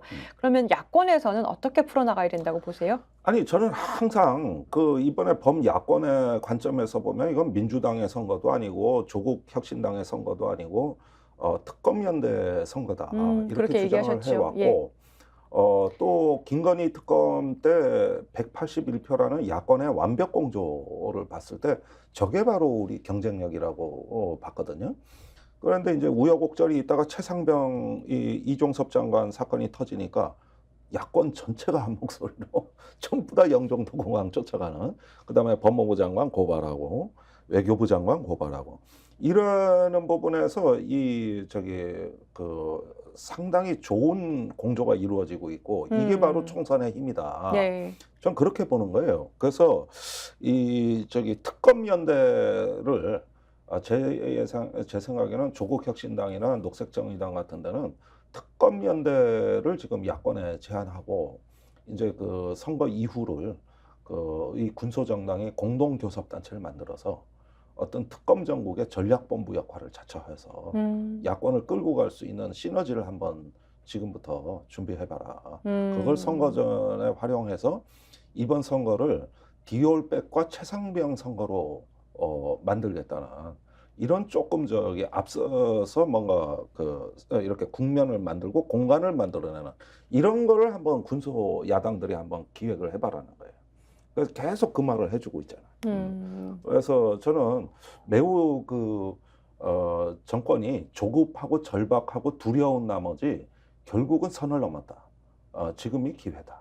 이 말씀 드리고 싶습니다. 그러니까 전략측의 제3지대에서 정치공학적으로만 생각할 것이 아니라 네. 그러니까 이 특검연대 그 디올백하고 또 최상병 사건으로 특검연대를 통해서 국민들의 지지를 국민들이 하시고자 하는 말을 담아낼 수 있다. 네. 이렇게 생각하시는군요. 그렇죠. 적어도 여기에서 공조는 이준석의 개혁신당, 조국의 혁신당, 또 녹색정의당에 이르기까지 우리가 이제 한 목소리로 이 연대와 연합을 만들어낼 수 있는 유일한 플랫폼이 지금은 특검이라는 거, 그런 걸 통해 가지고 선거에서 이 흩어지고 분열돼 있는 야권도 특검이라는 의제에서는 단결할 수 있다는 힘을 보여주는 게 지금 용산에 매우 중요한 신호를 주는 것이다. 이 점을 강조드립니다. 예, 오늘 최상병 사건 관련해서 이종섭 전 장관 출국 전체적인 이야기 김종대 전 의원 모시고 들어봤습니다.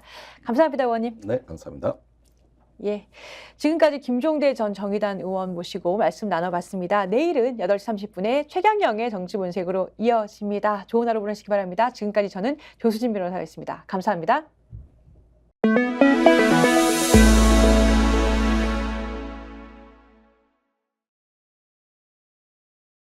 너무 제가 홍보를 정치본색. 예. 다시 제가 말씀드리죠. 예. 구독, 좋아요, 사랑입니다. 예.